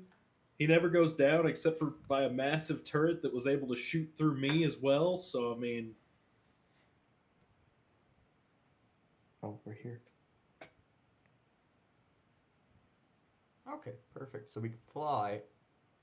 Land So- at the old bunker. The range is by foot, so by ship is going to be much faster. So if you do hold control and drag, you'll be able to see by essentially foot distance how far away it is.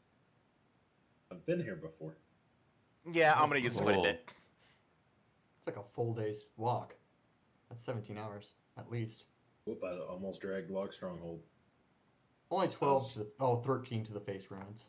Yeah, I want to do the face ruins at some point. Y'all want to do the bunker first? Or the By face ruins? ship, this is minuscule essentially. You get there in a couple minutes by ship. So Oh, okay. So I mean, we could go. You guys want to do the bunker first, or you want to do some ruins first? I think Getz was essential the bunker. All right. Yeah. So first thing before we leave town, I say we get a slicer's kit from the from town because we might need it going through a bunker. Or a what is the other one? The security kit. I think we should just buy all the tools. Yeah, just buy all the tools. I don't think we have enough money for that. If each one's 300 and we got 3,000, we can get 10 tools. All right, hold on. Let's look at all the We tools. definitely need slicers. You have security, right, Mark? I have a security kit, yeah, so I can open doors. And then I think we need to stock up on some med packs. all right, I'm going to do this real quick. It makes it easy. You'll find this merchant around town. Let's see. You might actually be able to, you might be able to do this. Give me a second. I'll put him up there. Oh. Oh, let's get rid of Ducky. He ain't here no more. These are old people. Yeah. All right, let's put the new ones on here. Let's see. So there's Aesthetics, there's Takar, and there's Han Han. So if you double click this guy, you'll be able to see things he has that you could buy. Oh, sweet. Don't click this guy. Who's What's a master core? A master core, Click it. when a creature tries to deal damage, I'm sure. tries shot to from this- reduce the damage. They have Data grunt. disadvantage. Oh, this is an Inquisitor killer. Ah, So we definitely need the slicers kit. Yeah, you got 800 credits. Yeah, So- the party's got plenty. Easy way to Okay. do this is whoever needs the credits, drag it to your character sheet, or essentially change it on the party donkey, the party bantha, put it on the difference onto your character sheet, and then buy it from this individual. So we have no med packs. Thought we should have one. Personally, Takar's gonna buy the Rava, the fine. He'll take it out of his own payment. Go for it. I don't think I have my own money right now. Yeah, I don't. That's a lot of money. Now, if we look at the actual party bantha, in fact, this is for you, Spooky. If you go to the macro directory, you'll see the party bantha little bag icon. Also, the bantha on the sheet here, the map is actually the party bantha itself as well. And there is a med pack inside the party bantha.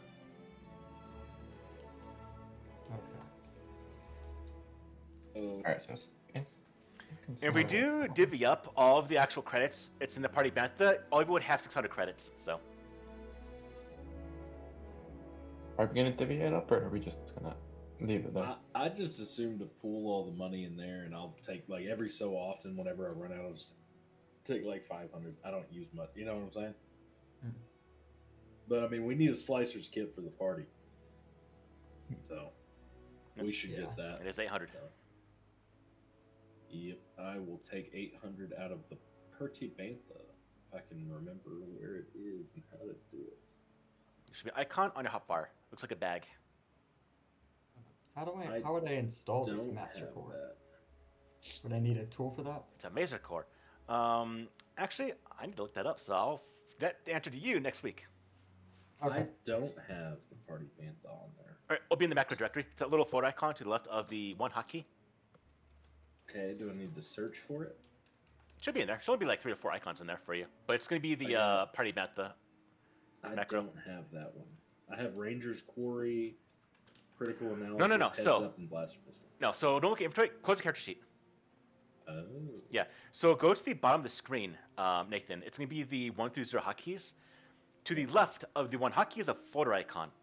Click on Yeah, that. That's what I'm saying. I clicked on it and it's only got 4 things on it, but it Is it? doesn't have Party Bantha. Let me see.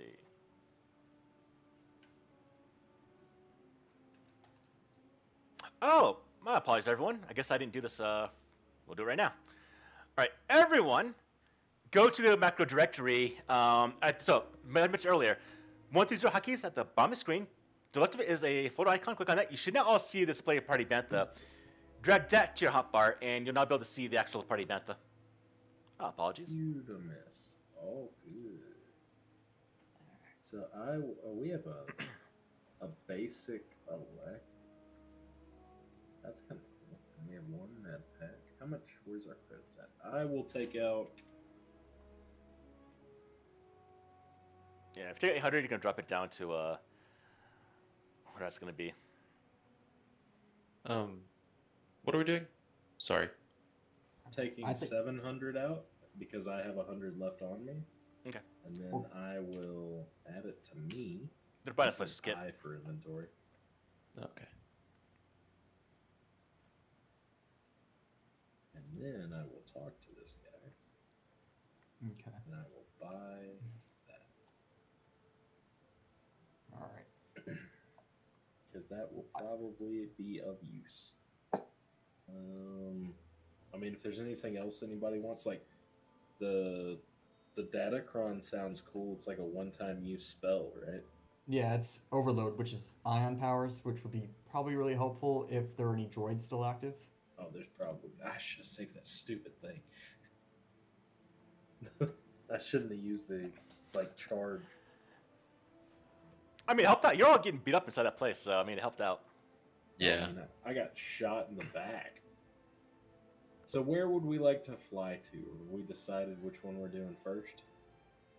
May I have 400 credits to buy the Mazer core? I would really like it. Yeah, sure. Okay. I mean, it doesn't bother me none. What about the dex stem there? The dex stem. That Fuck. doesn't help me. I already. What does it do? It gives you +2 dex. Oh, for so now you already one have hour, 20. right? You already got 20, yeah. Yeah. He's already Pretty maxed. stingy with my money, so you probably hang on to what I got. What does this belt do? The belt's nice. forget where this belt was. It's too expensive. I would love it too, but it's 3,000 credits. We can't get that. And You get the, advantage on stealth. You just get very stealthy with that on. That is a cool belt. I mean, I could use the deck stem, but I don't plan on shooting anything. Okay. I mean, It would raise your AC as well by 1. It would. okay. My AC so low it doesn't matter. All right. Here's your ship right here. Yay. So where are we going? I don't care. We can go to whichever one. And then we'll take a rest and then go to the other one because we'll probably be all full of holes anyway. I think it's a good idea to go to the old bunker and then bring the ship back to get the hyperdrive repairs underway, and then we can drive out for a day trip to the face ruins. Well, if we're gonna do that, I just assume do the face ruins first and just fly there first. You know what I'm saying? Hmm. Because otherwise My we're gonna walk in concern the is, like, desert. Well, we rent speeders is basically what would happen. You got the money to rent speeders for all of us? The party bantha has the money to rent speeders for all of us. Not if we're gonna upgrade our ship, because I'm sure once we get the hyperdrive done, they'll have other things for our ship that we can buy. We're getting the power core to pay for the hyperdrive, so it wouldn't cost us anything. It would be a barter transaction. Oh, that's true. That's true. I don't think we're spending a dime. So That's fair. I think go to the bunker first. Okay. We're gonna Because we get that the quicker the repairs are done. It's gonna take half a day to get there. On But not foot. legit. Do you want to rent a Get to the old speeder to bunker. get there? Yeah. Baby, what are you doing?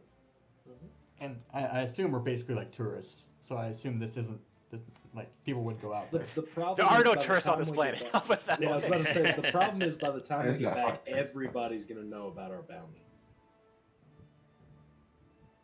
Yeah, and You guys got everybody made a batteries. spectacle of themselves except for Stetics, but Stetics is probably wanted for other reasons. Oh yeah, we all have bounties. I pull up my data pad and show I screenshotted the picture of me as a wanted poster. That's good to know. Thank you. Yeah, they only want 20,000 apiece for us. That is so much money. You have no, No, no idea. that's less than it costs to fix our hyperdrive. Yeah. But that's like what? No, it's more than it's 5,000 credits more than it would cost to fix it. That's not in total though. That's like together, so 20,000 each. Yeah. Okay. But then they have to get through VOC. Oh wait, VOC can be beaten. I go into my data pad and I erase a line of text. Okay. All right. So, looking to go to the face ruins later on. Go to the old bunker to go ahead and acquire the device. It is a CIS old facility, so keep that in mind. There could be things there. Get that generator that's there to bring it back to exchange for a new hyperdrive on this ship. At that point, do what you want to do. But I think we'll hold off and end our session for our game today right now. All right. Sounds good. Cool. Died. We all lived. No one died. Some of us. Some went down, but no one died. Paul, serious question. Oh, good. I'm Yeah. not alone anymore. You know what's coming, right? Yeah, of course I do. Did we level up? No. Oh. You're getting That was close, a I'll tough say fight. that. As remember what I mentioned. In this game, leveling up is be more upon you gaining things with the Force. So the face statue must come first. No, not necessarily. Not necessarily. Just organically. It's a statue of an ancient Sith. Some things can happen outside of gaining Force abilities, but I will say every odd level will probably require an actual, because that's when you gain new actual Force powers. To make it sense narratively in the story, you'll gain levels at that point. So you can't theoretically go to level 2 without requiring you to go do Force-based stuff. Well, how about the face statue? Is it force based? I don't know. We don't know. We're not We there don't yet. know. It's just it's just a statue with a face. For all we know, it could just be a random statue. Yeah, but I will know exactly what it was used for. That is the one Well, thing you're that not my there yet. background gives All me. right, I don't so know. let's talk about this really quickly. We are going to do again the Force Morality. A Dark Side Power was used today, so do keep in mind if you go down far enough here, this spooky, you will be having a pretty bad character which we'll lose access to. So you have to play that line. But doing Force Powers, which you did, in a somewhat public area, if he didn't leave, it would have been fine. But he left. He could have said something. He could have screamed in magic. And so, in this case, we're going to do a D100 roll on a 80 or more. Actually, no. Always D100 is always going to be 100. So default state 100. It's a D100 plus 10.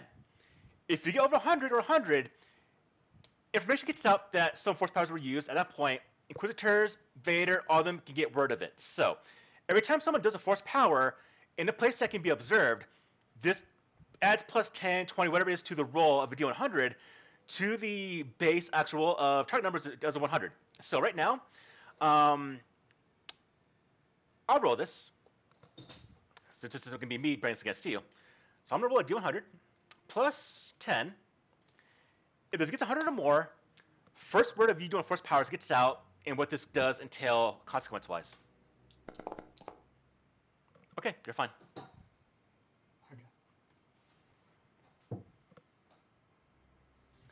Did I hear a sigh of relief from someone? Yeah. Thanks, that Sounds article. sounds like I should do it again. Don't worry, I'll do it soon enough. At level 3, I'll do it. Now, I will say this. Yeah, definitely a bit of a story arc change, dealing with potential blowback from going force powers, but I will say it also will be deadly. Keep that in mind. Yeah, we're level 1, guys. Yeah, I learned real quick when I was destroyed today. Everything that could hurt me hurt me. I mean, each attack killed you, right? Or knocked you unconscious? Yeah, it brought me to 0. It did 12 points of damage to me.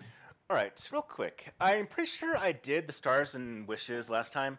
I do believe during the actual prequel game, but now we're actually in the campaign itself. This is the 4th session in the campaign. I think it'd be a good time. It's been a month now. Probably every 5 sessions I'll ask this. I want to do a new Stars and Hopes for everyone right now, to get an idea for feedback, stuff like that, things I can do to change out, improve upon. So we're gonna do that right now.